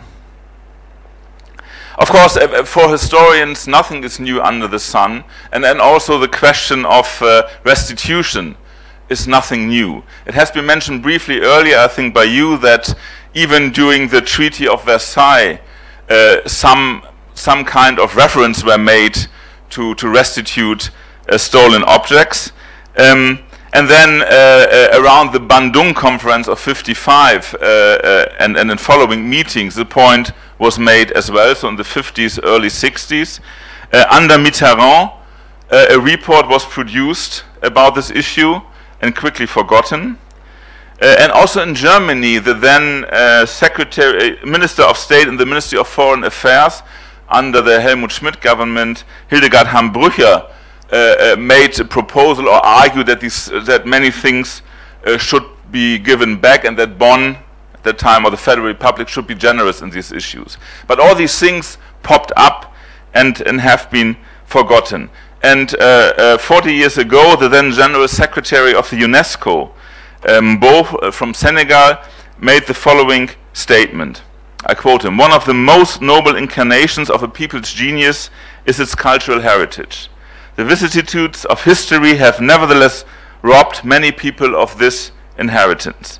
They have not only been despoiled of masterpieces, but were also robbed of a memory. These men and women have the right to recover these cultural assets which are part of their being." End of quote. And of course you have all these stories which are going on for a while. Next, please. For instance, Manduyenu from Bamoun, the throne from Cameroon, from King Joya, which is in Berlin in the museum, has always been the object of demands for restitution for a long time. But the museum at that time simply ignored these kinds of requests. And then the next point, which was also be made, that the museum in Dakar had given some objects to France in '67 and never got it back. And although they tried constantly, Paris was still refusing. Of course, when we look or take a very long durée view in history, we will see that the notion that harming others' people's cultural objects is uncivilized is an extremely old one. One could even go back, as some author did, to Cicero in his famous Verrine. He argues, for example, while pillage was allowed, an honorable Roman should show respect for the culture of defeated people. And then we have in later centuries, through writings from kind of theorists of international relations like Grotius, and then in a series of peace treaties, this notion of restitution and also respect for the cultural objects of others, they gained slowly legal importance. The AD 15 Treaty of Paris, arranging for the restitutions of looted artifacts after Napoleon's defeat. And now this is one of the famous stories. Bénédicte Savoy's first book was exactly on the way in which Napoleon and his armies were looting within Europe many artworks. So someone made the point in the discussion, it's not only a European-African story, but also very much a European story in some respect. Although, and this is the point, Europeans then tried to make a lot of legal arrangements, but took the colonies out of these arrangements. So this Treaty of Paris is seen as a way to at least kind of temper conflicts about objects of art within or among European countries. And then later, at the end of the 19th century, we have the Hague Regulations concerning the laws and customs of war inland, prescribing that, I quote, "all seizure of works of art or science is prohibited and should be made the subject of proceedings." And then, of course, especially after the Second World War, again, we have a new wave of multilateral treaties to set the norm that disappropriated artifacts should be returned. However, colonial taking seemed to be a kind of sui generis category in international law. Although we have a couple of efforts which have been ignored more or less. For instance, the 1973 UN General Assembly resolutions on restitution of work of arts to countries victim of expropriation look promising at first glance, promising for former colonies, and it linked the return of colonial cultural objects to independence, and then arguing having these objects back would be a necessary element of the cultural development of these new states. So it was argued in a way that these objects are very crucial for the nation building taking place. There was a Dutch-Indonesian agreement in 1975, also to return objects, quote, directly linked with persons of major historical and cultural importance or with crucial historical events. On the whole, however, former colonial powers simply did not return colonial collections. So a separation between two scenarios of state succession became the legal reality. Colonial takings were to be discussed as a matter of return on moral grounds in the setting of the UNESCO Committee on the Promotion of Return of Cultural Property, as opposed to restitution on legal grounds in the European context. So return and restitution, and we had this linguistic semantic exercise a while ago. I'm also not, English is not my mother tongue, so I'm prepared. But at least if you look at this international context, you have this kind of distinction, which I think is crucial. So former colonial powers acted on the basis of the paradigm that it is in the best interest for civilization for them to be custodians of the material culture of their former colonies. And another common argument was that looting artifacts was legal at the time and therefore not a legal issue. Claims on work of art that were misappropriated in the past, before the implementation of recent conventions, are generally not supported by positive law. And this was then increasingly challenged by so-called subtler instruments. And the focus on the need for provenance research by museums, good faith negotiations with what has been often called source communities at the time, of former owners, and equitable solutions for claims. And of course, next please, the 1998 Washington Conference Principles on Nazi Confiscated Art follow, among others, this outline. This has been, of course, also a very important, was there one before, maybe? No, shit. Okay, anyway, I will just come to yes, this one. So I think this German book on law was just a kind of illustration for the legal dimension of these debates. So this Washington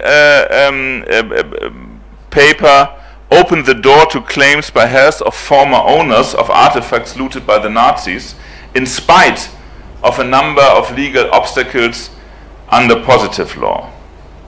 And in the case of colonial theft, another law or convention or declaration is often brought in. That is the 2007 UN Declaration on the Rights of Indigenous Peoples, and this contains a right to redress with respect to cultural objects taken without the, quote, free, prior and informed consent of indigenous peoples, and potentially would seem to cover involuntary loss by source communities or communities of origins, or more recently the term communities or societies of originators is used also to emphasize that this is not just to emphasize that these people created something that belongs to them. And depending on the cultural importance of the specific artifact, although this is often very difficult to determine, redress may vary from the right to access and control to a right to repatriation. And a key element of this model is its reliance on rights implicated by a continuing human rights violation of remaining separated from certain cultural objects. So, and maybe the other thing is that here communities, I mean in this declaration, communities and not states are right holders. And this also is an important issue, especially when we look at potential conflicts about who is responsible for getting or organizing to get these things back. So, but in all these discussions about the legal dimensions of restitution, there is, so to speak, one elephant in the room, and this elephant is the legal, or are the legal conceptions and practices of those societies in Africa and elsewhere whose objects have been acquired by European colonizers.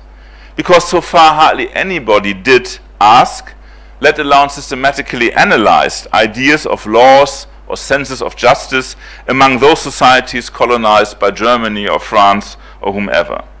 So the question against which backdrop of norms and legal systems African actors offered, sold, exchanged, dealt or left things of everyday life or even of cult importance to Europeans.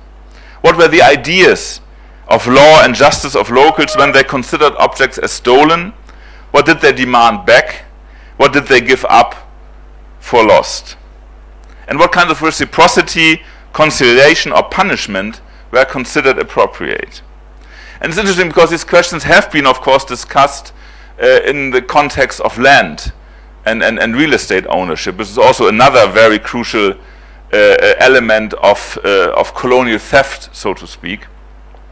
But we know fairly little about the dimension of the ownership and the legal realm around ownership of and dealing with objects of all kinds, mobile objects of all kinds in former colonies.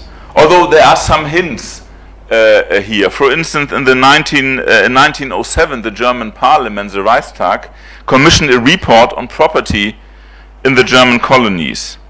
And this report stated that Europeans usually knew rather well when they acquired inalienable sacred objects from the local population. So this becomes rather clear even for those at the time that Germans were often not innocent at all. I mean, looks nice, we take it. They were fully aware of often what these objects meant to local societies.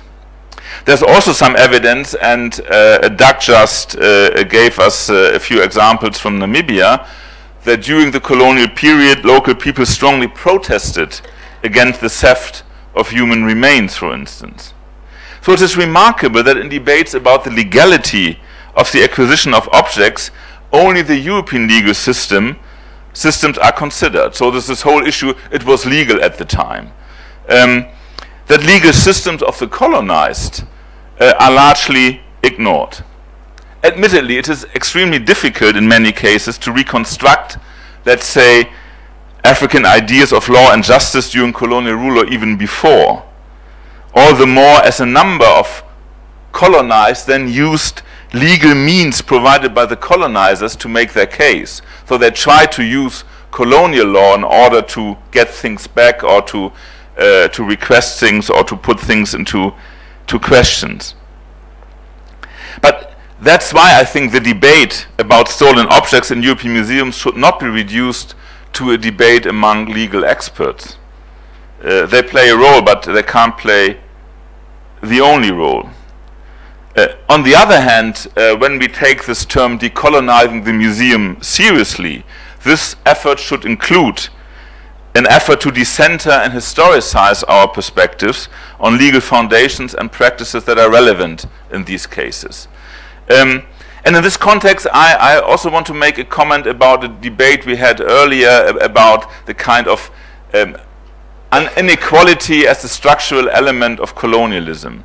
This is very true, and I think nobody who has all the senses together would doubt that. But I think it's also important not to use this kind of perspective in portraying Africans exclusively as victims. And also when we look at a lot that has been written on colonialism, there has been much emphasis on African agency and also on specific contexts, and Africans very much were able to manipulate the Europeans. And I think we have to be very careful to, on the one hand, take into consideration this structural inequality, but also the violence, but on the other hand also that there were possibilities for Africans to make certain points. And sometimes, how should I say, Europeans were cheated without realizing it, or didn't get what they thought they would get. So I think that this kind of dimension is important also in order to take justice of, let's say, 50 years of very differentiated research on colonialism in Africa and elsewhere. State practice in this field today mostly still has an ad hoc character. And again, France is a good example. At 2011, there was a French transfer to South Korea of scrolls pillaged during a punitive raid in 1866. And in 2016, there was a dismissal of a return request by Benin for some of the Ebony treasures, which had been taken or looted during a punitive raid in 1892 and kept in France. Of course, some of these items now belong to the first things restituted after the report came out. And in this regard, next please. In this regard, Achille Bembe made some I think interesting, also rather radical points, which deserve further reflection. For example, he made the point that most people in Europe simply do not want to discuss issues of restitution deeply. So he refers what he calls a kind of calculated blindness. That is an attempt to forget what the theft of artifacts meant and still means to Africa.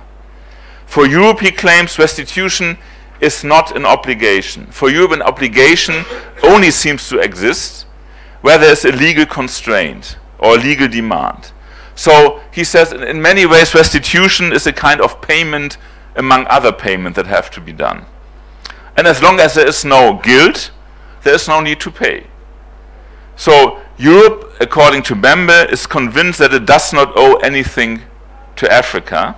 So if in the end Europe will restitute objects, it is then, or it is claimed or portrayed as being voluntary, even as an act of generosity and largesse. So I think this is something, there is something about it, is that now people feel very good when they give things back, but they do not get the point, what it really means, and under which circumstances they get it back, and that getting back is only part of a much larger package to deal with.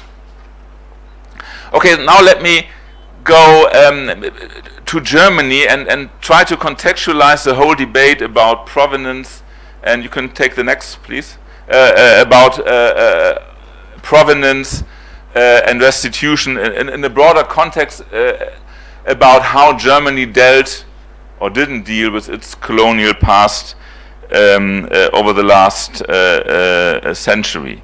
Because for me it is still somehow puzzling how quickly the issue of stolen artifacts dominated the debate about colonialism and Germany's colonial past, and how quickly the Humboldt Forum became a kind of central point around which all kind of debates are centered.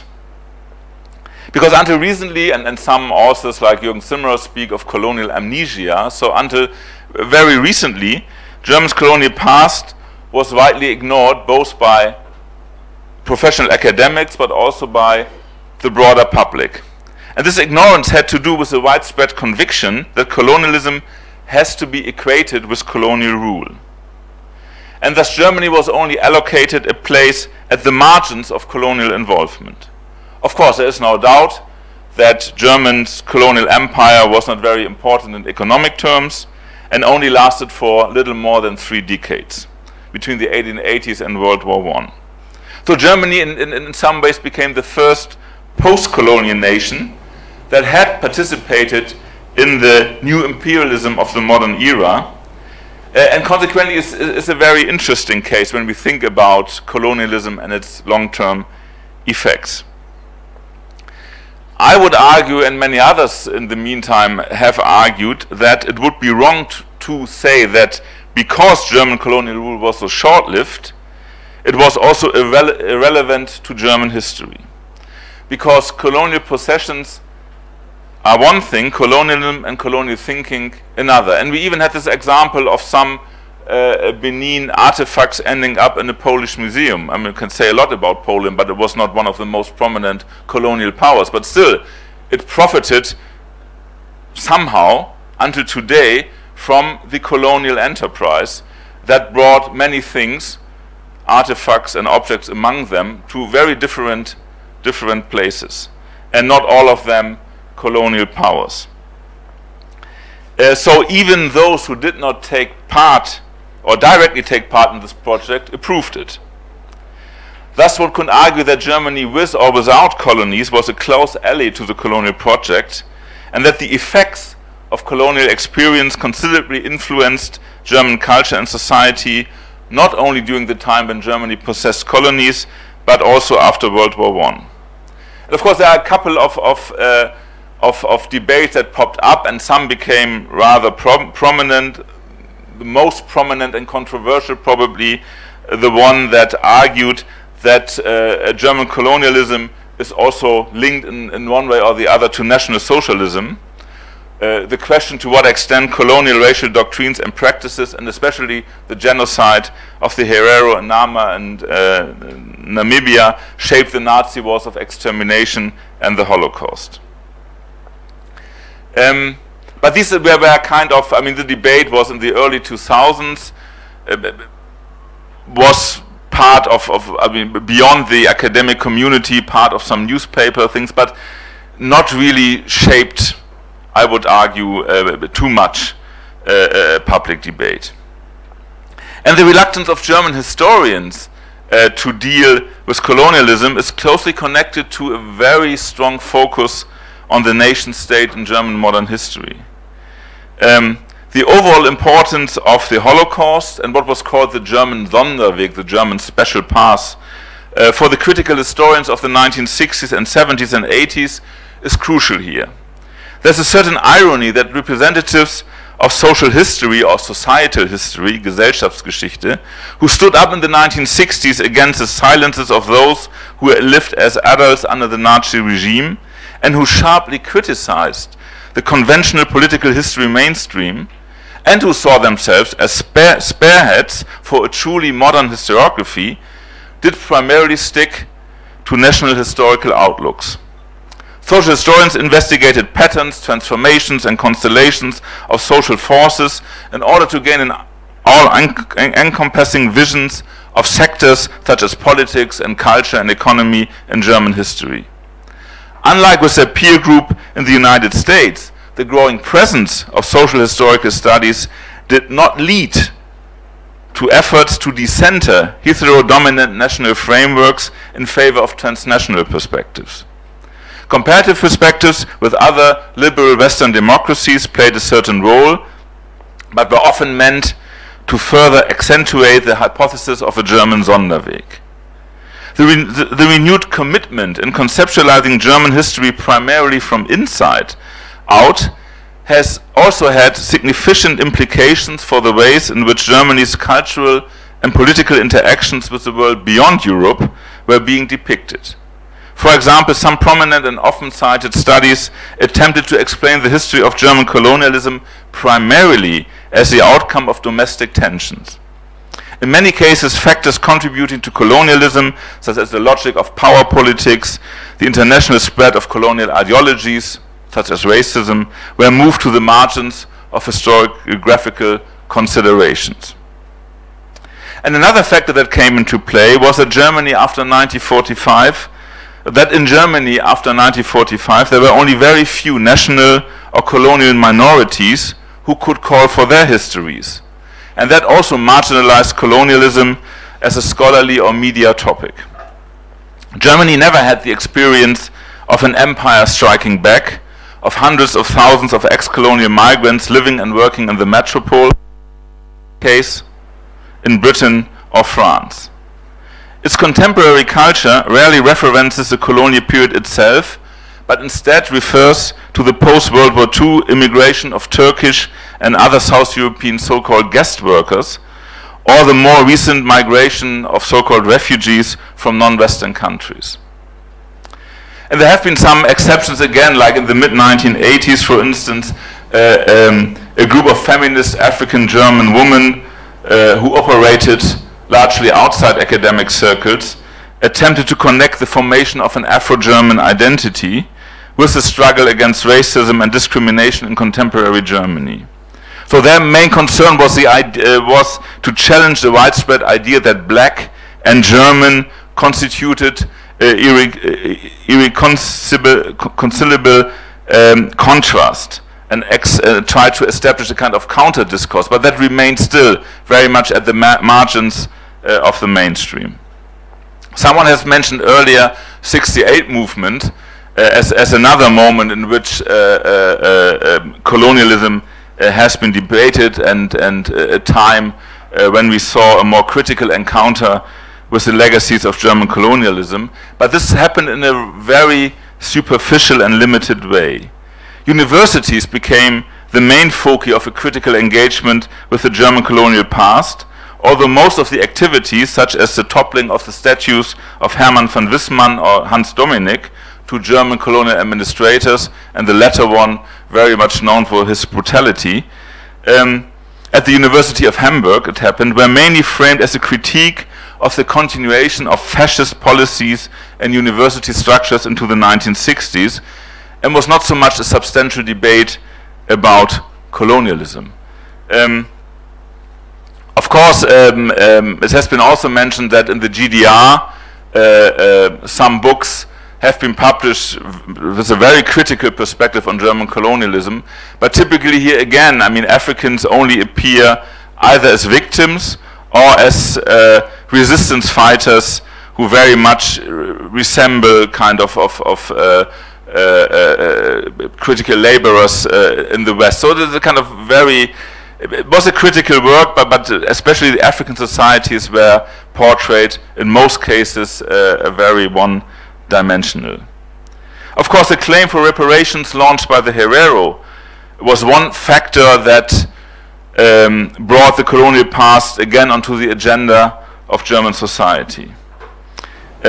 Moreover, across Germany, debates are underway about streets named, for instance, and more broadly, of course, also present-day processes of globalization and possible links between colonialism and current global integration are subject of intense debates in many parts of the world, also including Germany. Although I'm still doubtful to what extent this can really explain this kind of moment that suddenly provenance and restitutions are around.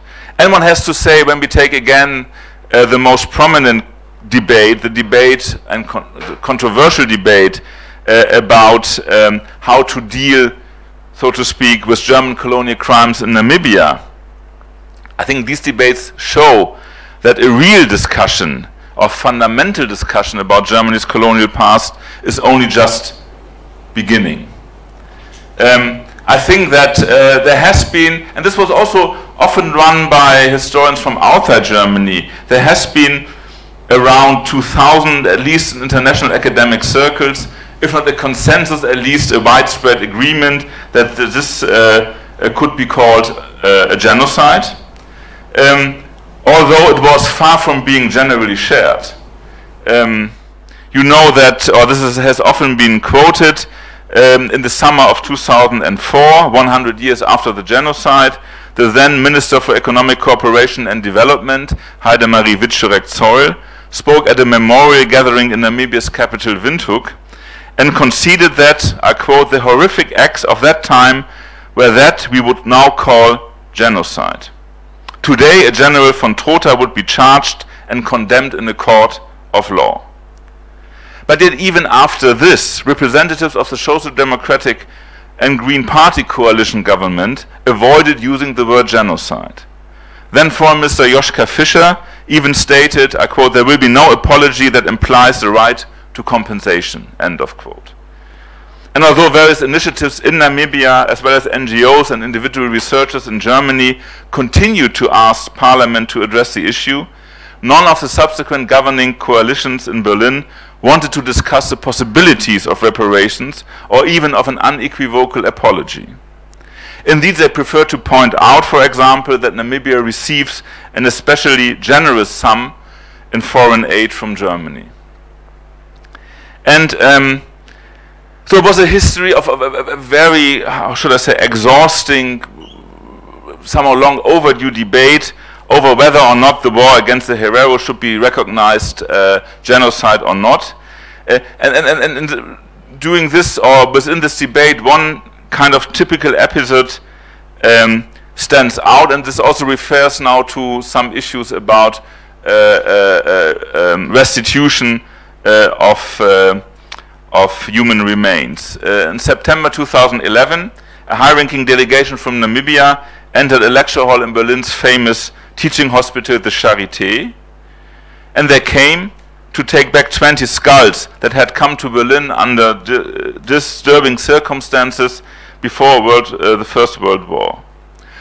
These skulls, as this happened in many other contexts, had been intended as material for scientists who had demanded the rights to the mortal remains of Africans killed in a battle, executed, or murdered in concentration camps. And these remains were to be used for research in the racial science. And again, I mean, racial science was at that time one of the most exciting fields of research, with a lot of money going to it, and it's a field that was very much promoted also politically. And the return of the skulls a century later ended in an éclat. The African delegation, other people, Namibia's Minister of Culture, had not come to Germany just to bring their ancestors home. They wanted also finally here an acknowledgement of the injustice that the Namibian peoples had suffered at the hands of their colonial rulers. But the Undersecretary of State at the time, a certain Cornelia Pieper, nobody heard of her anymore, I hope, from Germany's Foreign Office, refused to grant any such acknowledgement in her answering speech. She completely ignored it, which was another sign of this arrogance and ignorance, and it's something which very much also, I think, shaped the long-term negotiations between Namibia and Germany. The debate was given new life again under a kind of interesting context by the discussions surrounding the murder of around 1.5 million Armenians in the Ottoman Empire during the First World War. And these discussions culminated in June 2016 in a resolution of the German Parliament describing these events as genocide. And this has the effect of enraging the Turkish president, Erdogan, who experienced it as a provocation and retaliated with all the invective at his disposal, and there's a lot of that. Amongst other things, he noted that Germany should first acknowledge its responsibility for the genocide in Namibia before daring to accuse Turkey of similar acts against the Armenians.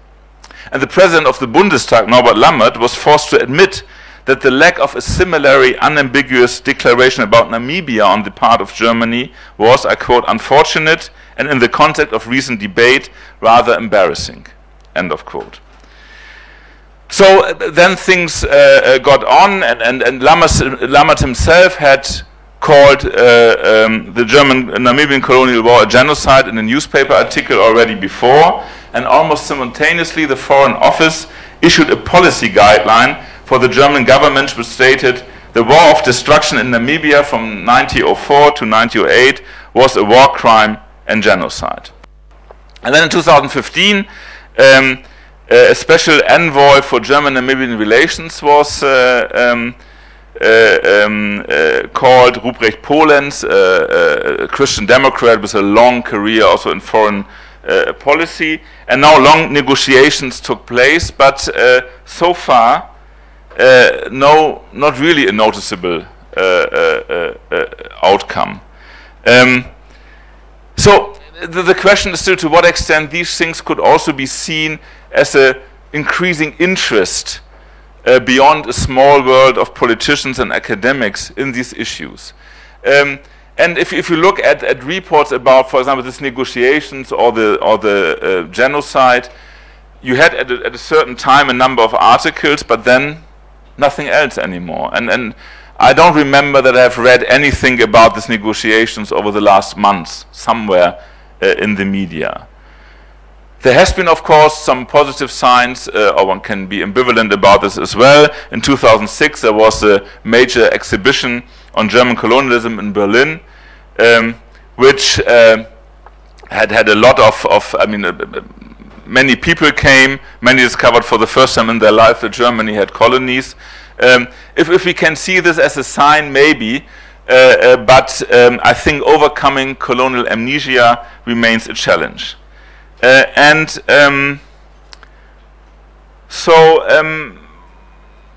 the question is now why the Humboldt Forum suddenly made such an impact.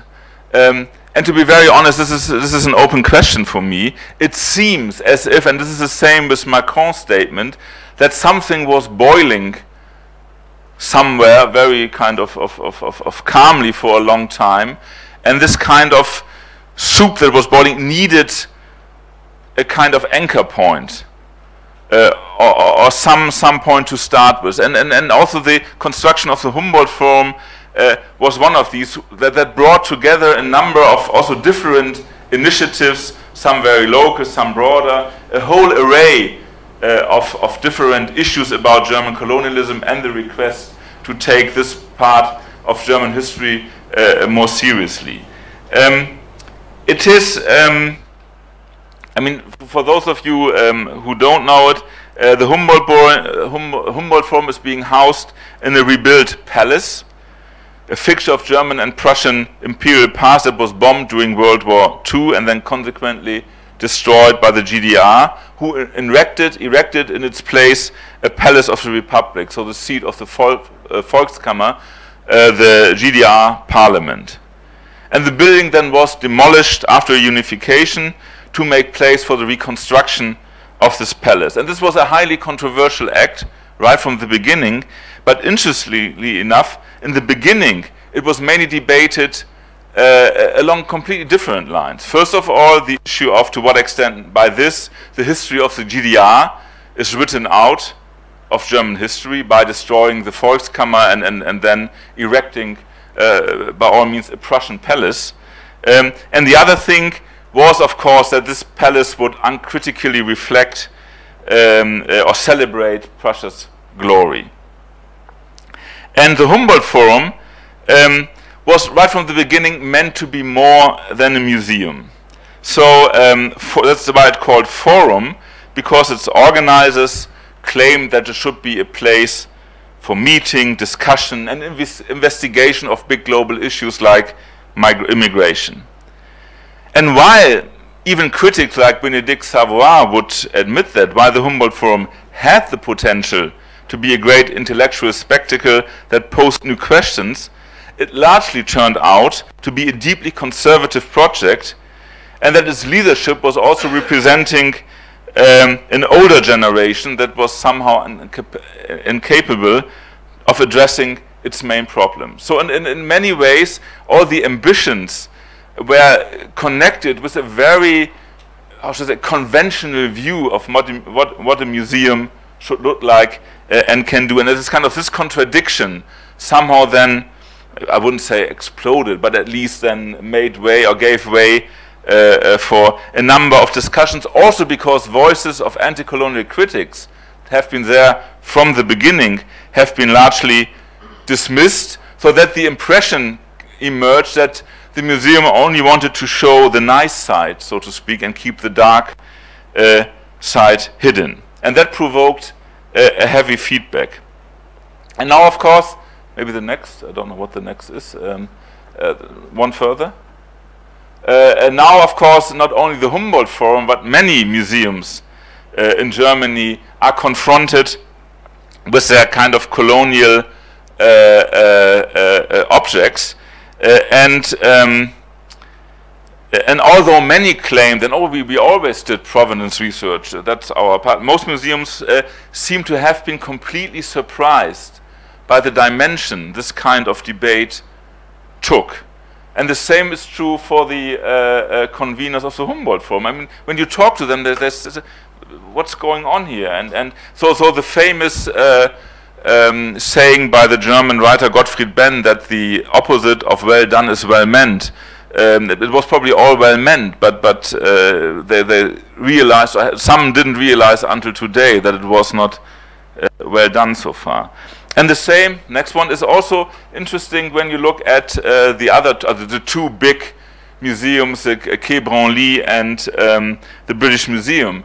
When the Quai Bromley was opened, there was immediately controversy around it, but again, not so much about the fact that most of the objects exhibited there have been looted or potentially looted, but about the way these objects were representing an apparently very kind of atavistic view of African societies in a way of exotizing and traditionalizing African society. So the whole issue about the fact that these objects have been largely looted came much later. And the British Museum, interestingly, is very cool, calm, and collected about these things. I mean, Neil McGregor, the former director, was someone who happily ignored all requests and then went to the Humboldt Forum to continue his kind of, how should I say, friendly neglect. But until today, the British also did not really participate in the more recent debates following the Macron initiative. Although, of course, and this has been mentioned, the Benin objects are a very drastic case of how objects became or were taken during a colonial war.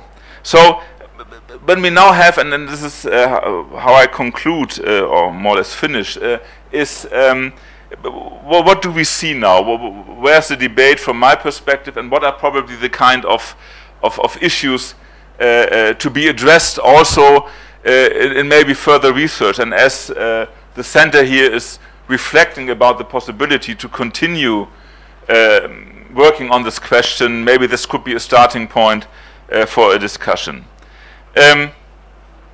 There is suddenly, at least in some countries, and this is especially true for Germany, suddenly a lot of money, or comparatively much money, for provenance research. I think there are still many anxieties about many museum people that provenance means automatically restitution, which is not clear at all, or not evident at all, or at least maybe not so much only some museum people, but also journalists and some politicians try to trigger this kind of anxiety or connection. But the question is this really the only way, or should this be the kind of privileged way to discuss colonialism? Is it just a conjuncture which will go away as soon as the money is not paid anymore? Is it really a kind of systematic approach that helps us or could be used as a tool to discuss broader issues? I mean, we have, of course, in academic research always this influx of jumping on bandwagons, and once there is some money around, people who never knew what restitution or provenance is about suddenly have a project on it. So this kind of things have to be looked at rather carefully.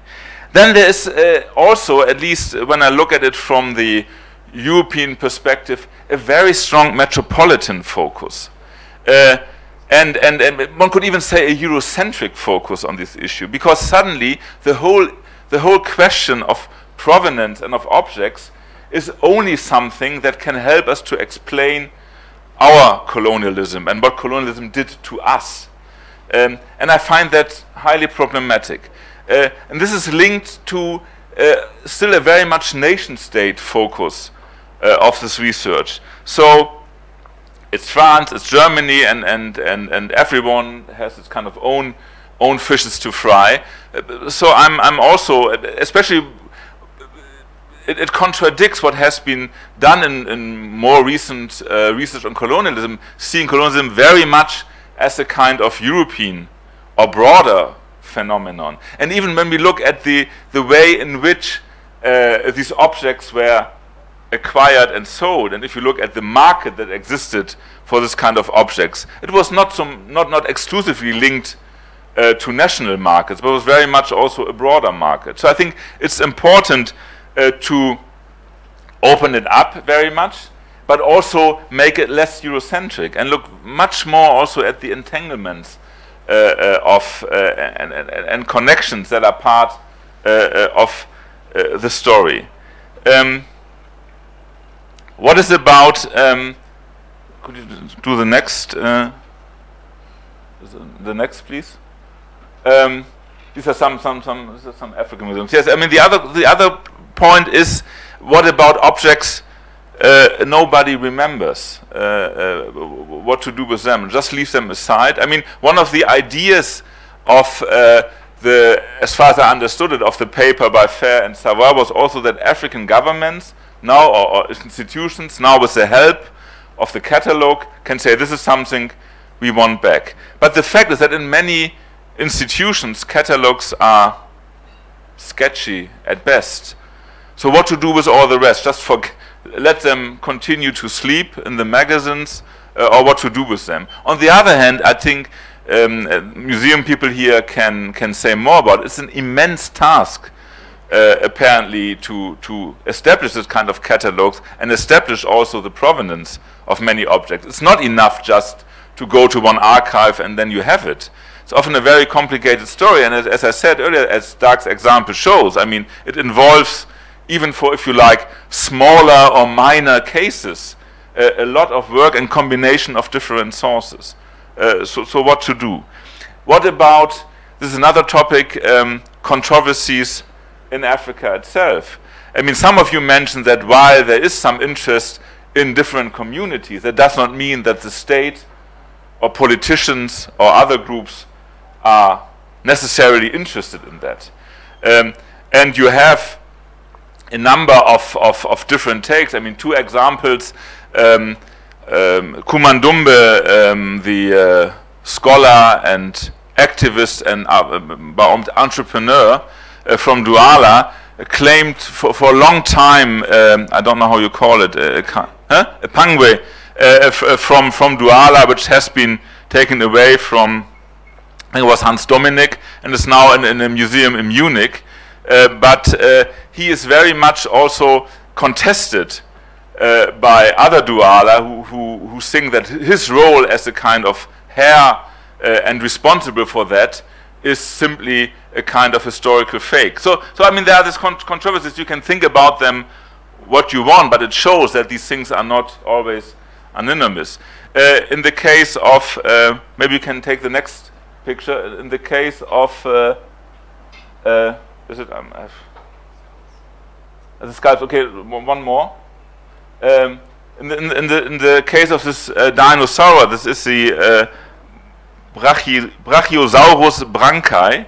This is the largest, the star of the Berlin Museum of Natural History, and the largest skeleton of a dinosaur that is exhibited. Because some people in Tanzania, where it was digged out during the German colonial period, wanted to have it back, but the ministry very clearly said, no, we don't want it back. For a couple of reasons. So I think there is, I mean, you have controversies at very different levels, from very local levels up to specific pressure groups against the government. So I think we have to look at this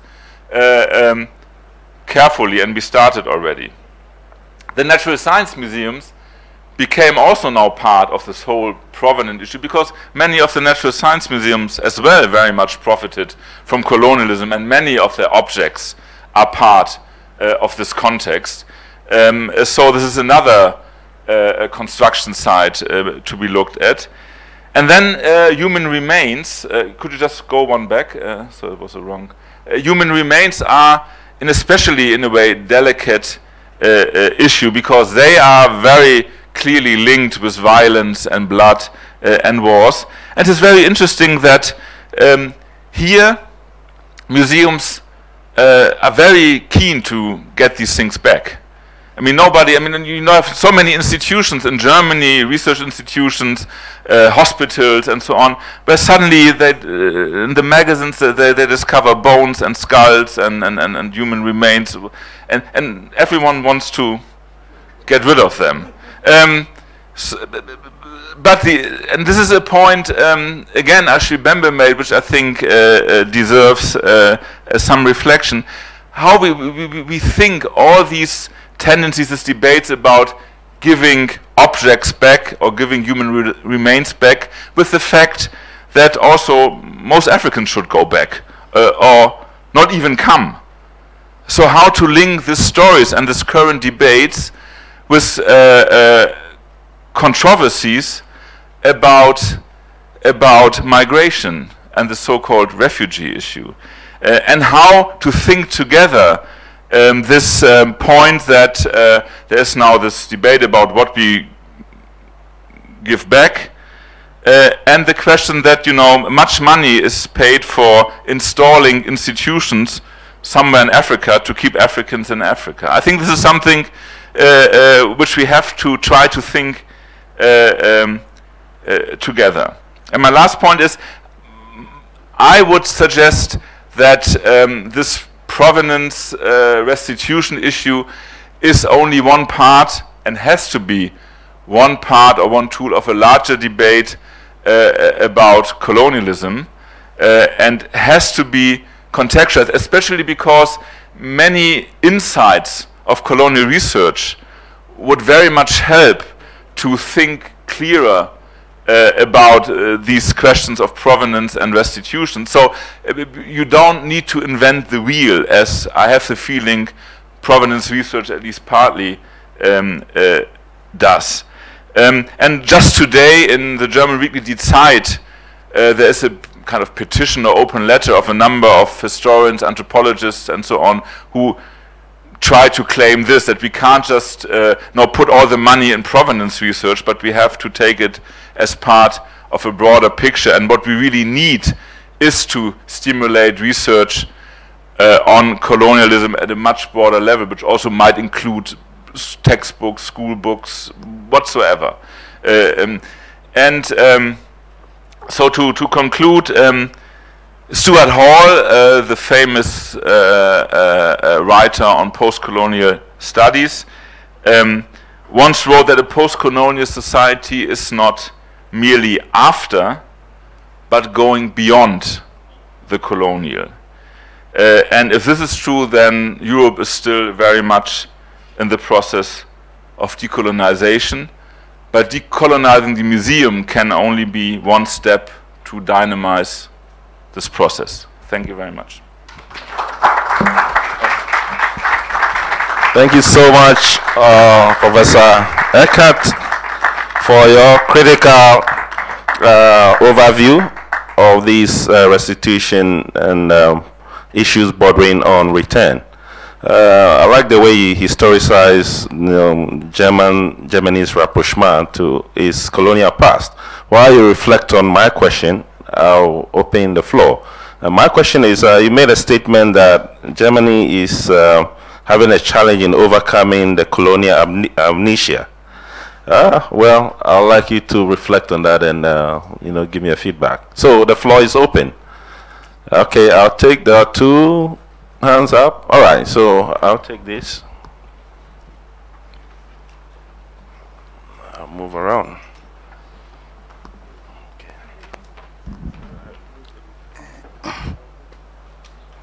Thank you, Professor Eckert, for this overview. I want to make two comments. First of all, I have the feeling, though the conference was good, I have the feeling that some of the critical points, either you show the image, you don't comment on it, or you don't go farther. I'll give an example. You talk about the Bandung Conference, and we know what the Bandung Conference was, but you do not talk about the restitution implemented between the Dutch and Indonesia, which is one of the first restitution. Yeah. One. Second, you show a good image of, the image past, the image about the British armies pompously sitting down with the Benin bronzes. Yeah, I was expecting you to say something about it. You didn't say anything. Maybe it's nice to talk about some of the 2 points. Thank you.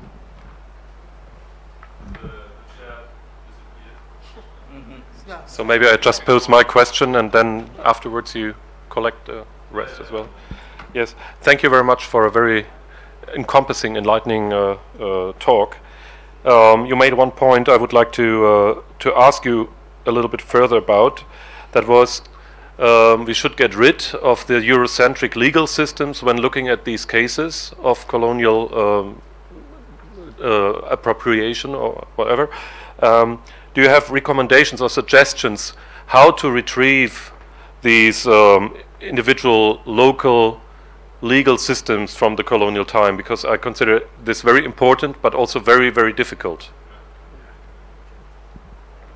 Any other questions for now? All right, we can go ahead and take those. Colonial amnesia, I mean, this was mainly a term that is used by a couple of scholars, and I think what this word or this term attempts to describe is that for a very long time colonialism simply did not play a role, and this is sometimes, I think, as academics.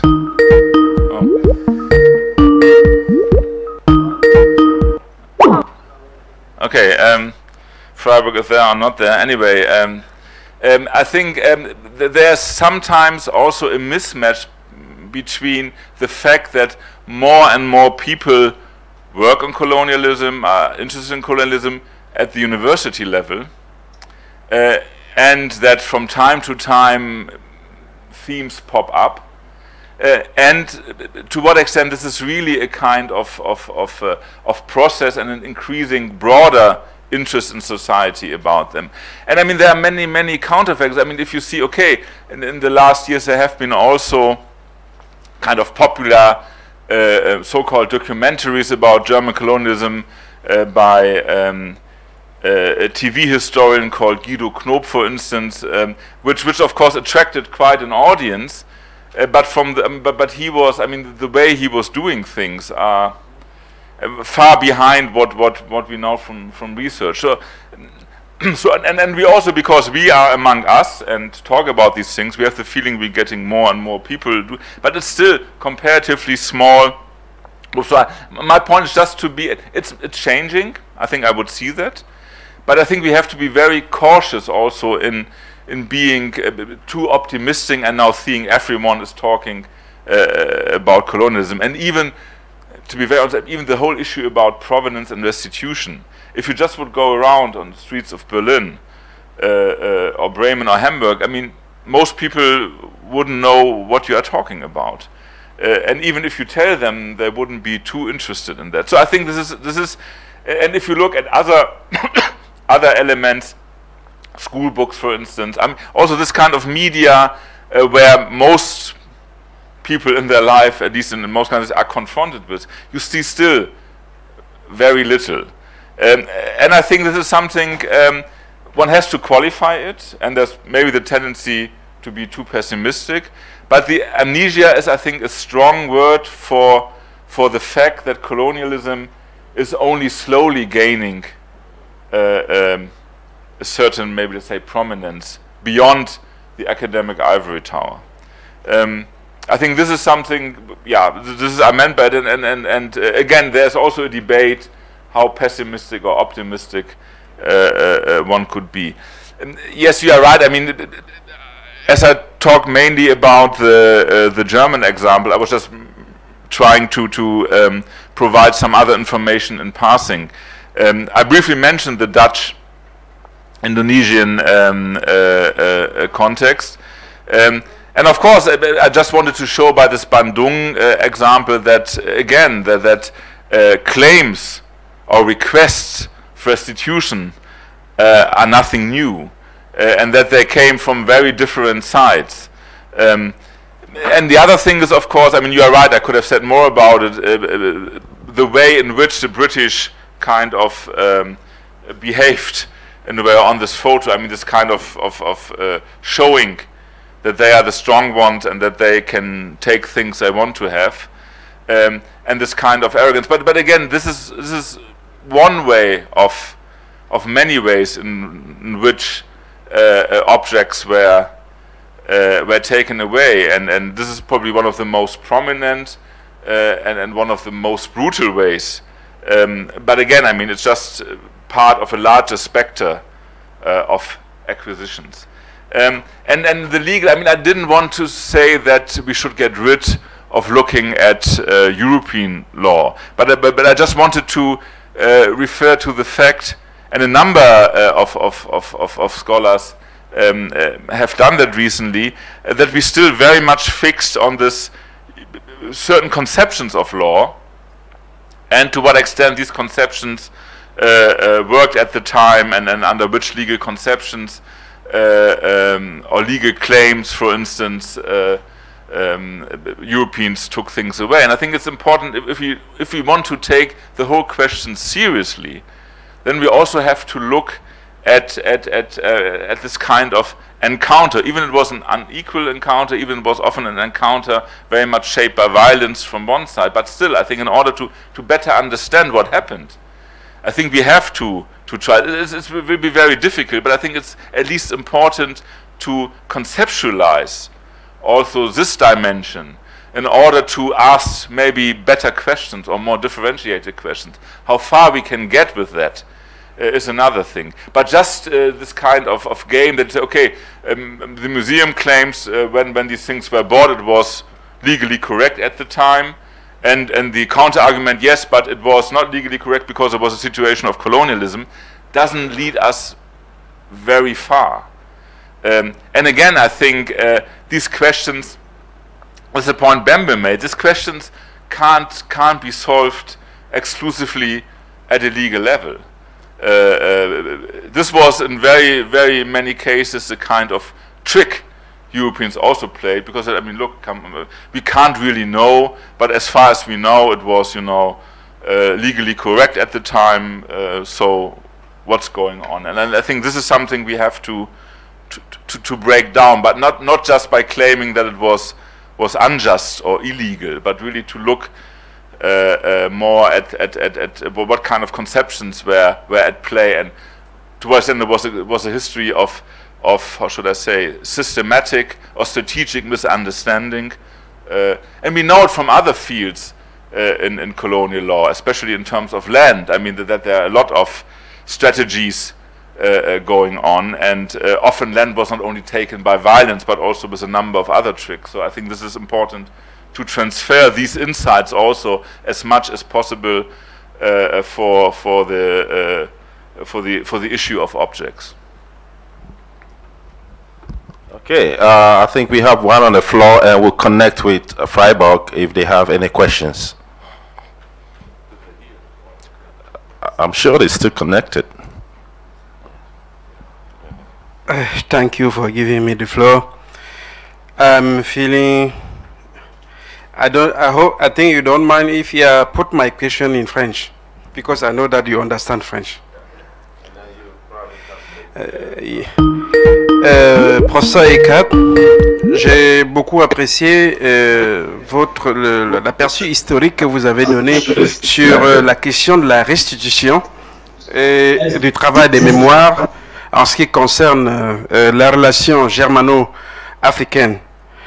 Vous avez terminé en disant que c'est maintenant que commence en fait le vrai travail de mémoire, et le début et tout ce qui a été fait depuis les différents points de lancement de la mémoire que vous avez décrit étaient un peu comme des tentatives qui n'ont pas longtemps duré, et que ça a été dominé par l'amnésie.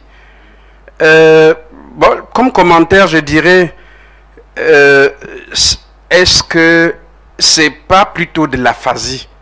Parce que dit qu'il y a eu amnésie, on ne pourrait pas comprendre qu'en un temps aussi, moins de 50 ans, chaque fois, on arrive à mettre la question sur la table.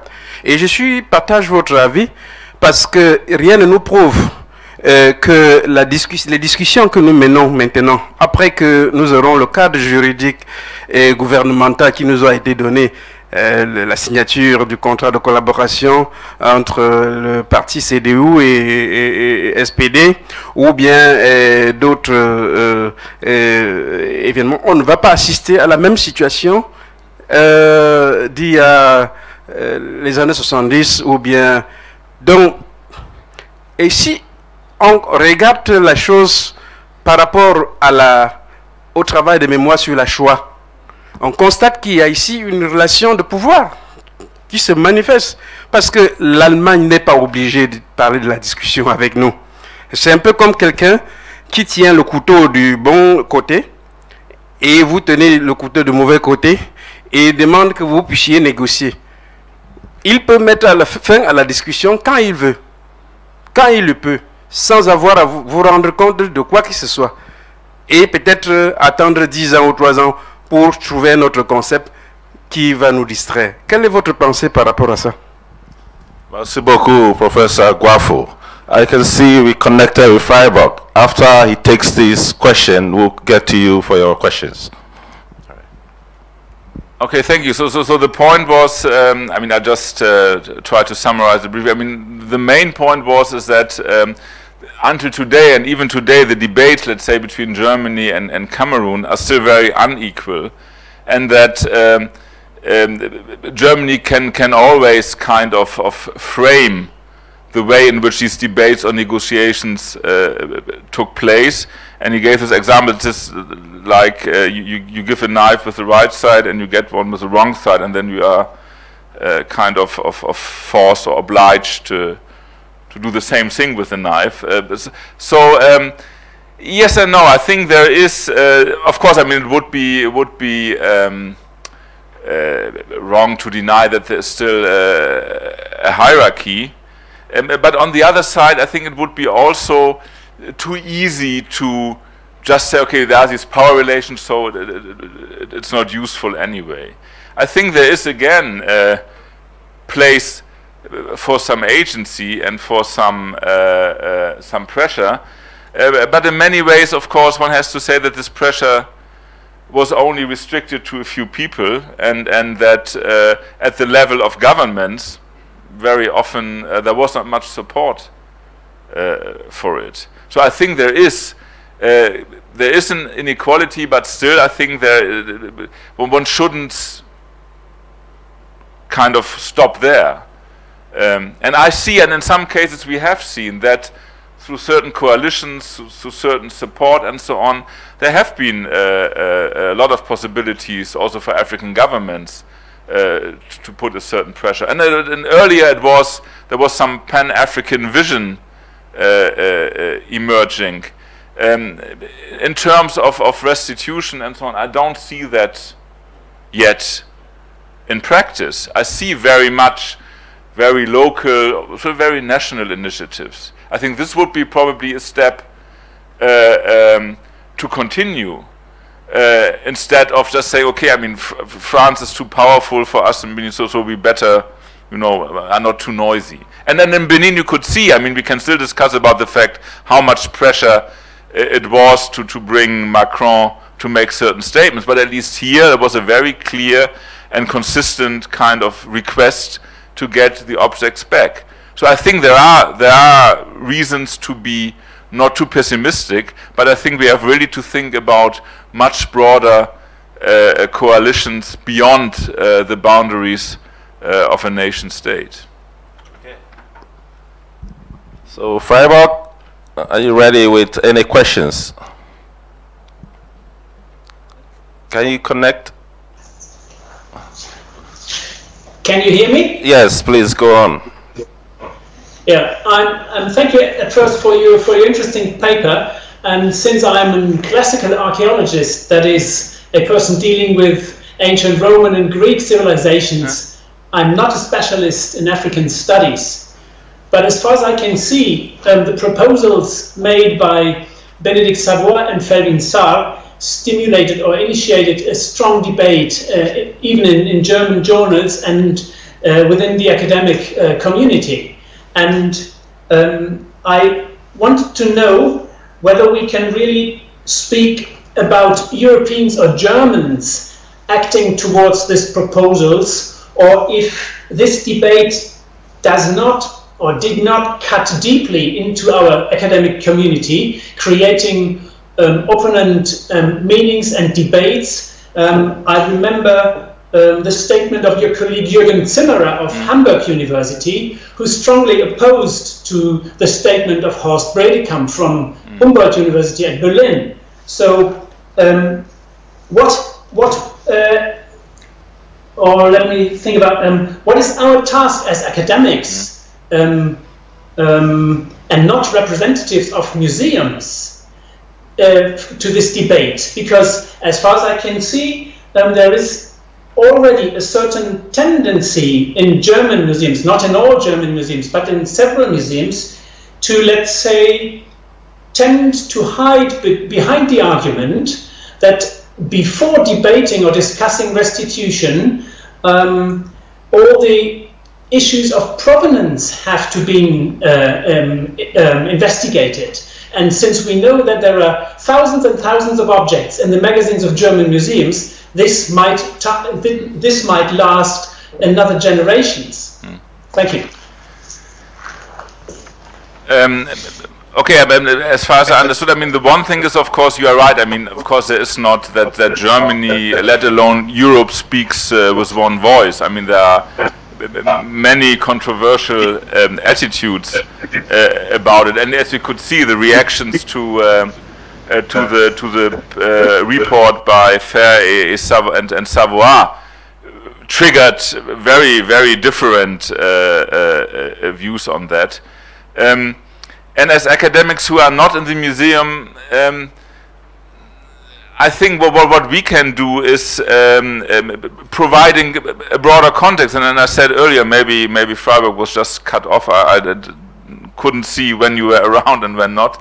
I think one of the points is that what would be important for the museums, first of all, or for those people who do know all provenance research, to take into consideration 40 years of research on, or 50 years on colonial history, so that at least there's not always this tendency to reinvent the wheel, but also see that there are a number of questions and a number of insights that are already there to discuss, and which could form a substantial basis to go on. Of course, I wouldn't dare, as an historian who has no experience in museums, not to tell exactly the museum people what they have to do. And it was an interesting effect, of course, that around the Humboldt Forum, suddenly each journalist writing in the feuilleton of the Frankfurter Allgemeine or the Süddeutsche knew exactly how a museum could be run, or at least they know exactly how not to run it. So suddenly Germany was full of potential museum directors who had a very good idea of what to do. So I would be reluctant to do this, but at least what I can tell or discuss, and this is why this kind of interdisciplinary dialogue is important, that museum people and anthropologists, historians and other experts sit together, and not only from Germany but throughout the world, to discuss what could be done. For instance, to what extent provenance is always necessary or in need in order to provide restitutions. What are the kind of easy cases and what are the more complicated? And as you said, I mean, this is an extremely big task, so the question of priority and of a plan, and also of that the museums concerned cooperate and think what we do, what we have, and how could we kind of work together, not that we all do the same and always run in the same direction, but also diversify our talent. I think this is something I could tell them. But I think as we should have also respect in a certain way for what has to be done in the museum and what could be done and what are the immense tasks ahead of them, museums people should also not trying to get very defensive and just, you know, we need talk again to us in 15 years, then we have a better idea of what we have, but also think about ways how to deal with a certain, I mean, also a certain sense of urgency that is there now, and that the report and Macron's 5 years very much introduced into the debate. So I think, and this is something which is, at least in Germany, I can see it is going on. I mean, there are a couple of interdisciplinary projects and initiatives. I think the Association of Anthropologists, Social Anthropologists, I mean, they have produced a rather interesting volume thinking about different experiences and ways how to deal with this issue. And I think these are important steps forward. So I'm, in this case, even not too pessimistic that that we can find fruitful ways to not solve all the problems related to this issue, but at least make some important step forward, as long as the whole thing is not only reduced to the question of providence, but embedded in broader questions about colonialism and colonial memory, and to what extent this is still important today and shapes our world, both in Europe and in Africa. Thank you, Prof. Is there any more question from Freiburg? Okay. Thank you much for including us in the workshop, and I think we'll change to the other technical possibility that we have here to be able to listen to you even better than via Skype. We hope you have a next good day of the workshop tomorrow, and we'll see you soon.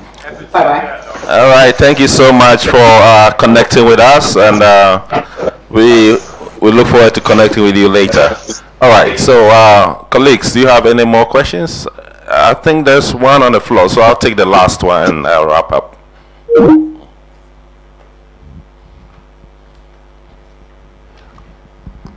Yeah, thank you very much.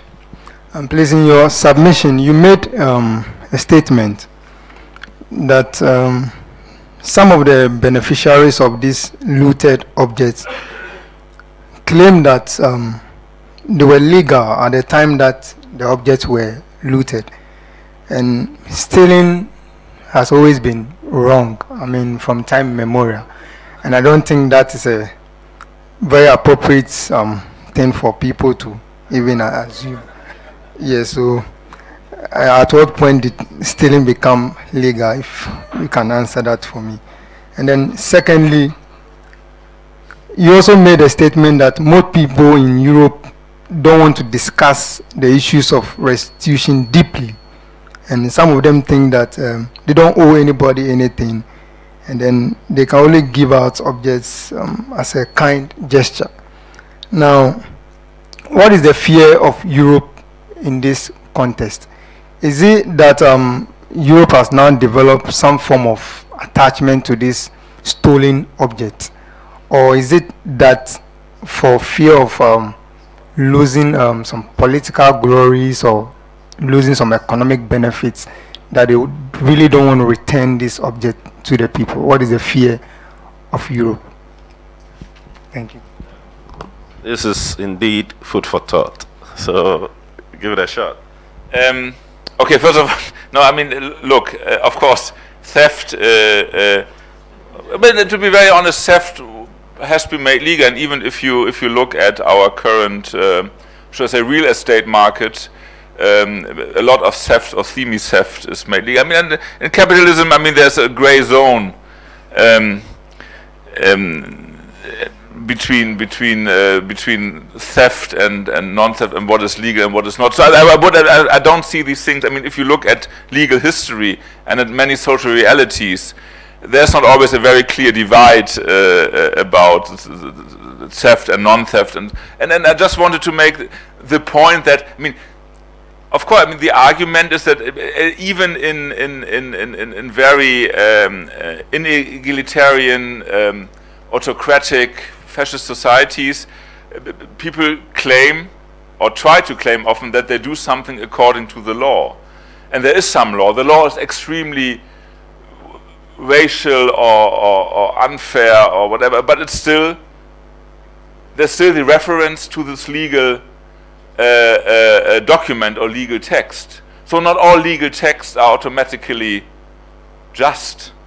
So I think this is that's why, and this argument has always been at that time when the colonizer came, or the European came to the colonies and just said, okay, for this thing I pay you whatever, 2 Reichsmark, and takes it, then it was seen as a legal act.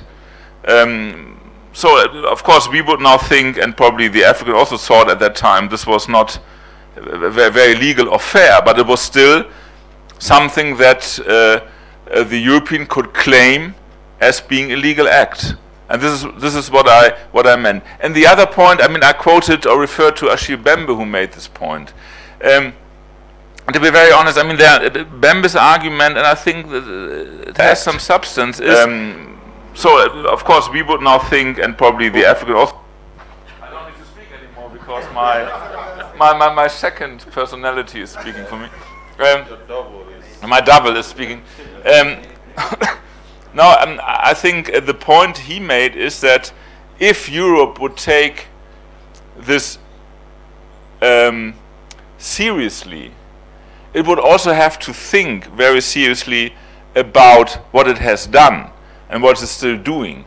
And his argument is that, I mean, first of all, giving things back and not claiming it as a kind of generosity, but as a kind of necessary act, would very much take into question European self-image of being enlightened and fair and so on and so forth. So the only way to give things back and not kind of making this image more problematic is to claim that it is a generous act, and at least even kind of supporting this idea that Europe is not only enlightened but even generous. So I think this has very much. There's not so much. I mean, this is really, I think, the point to think about. And again, Bembe made this point that Europeans don't want to really deal with the fact that stealing these objects is not just to take one thing from A to B, but it has implied a lot of violence, both physical and other violence, and a lot of building hierarchies and a lot of and the only way not to really concede or say, yes, this is what we did, and this must have consequences. The only way is then to play this kind of generous institution or person who gives it back, or to say, okay, we believe in justice, and if the law says we have to give it back, we of course give it back.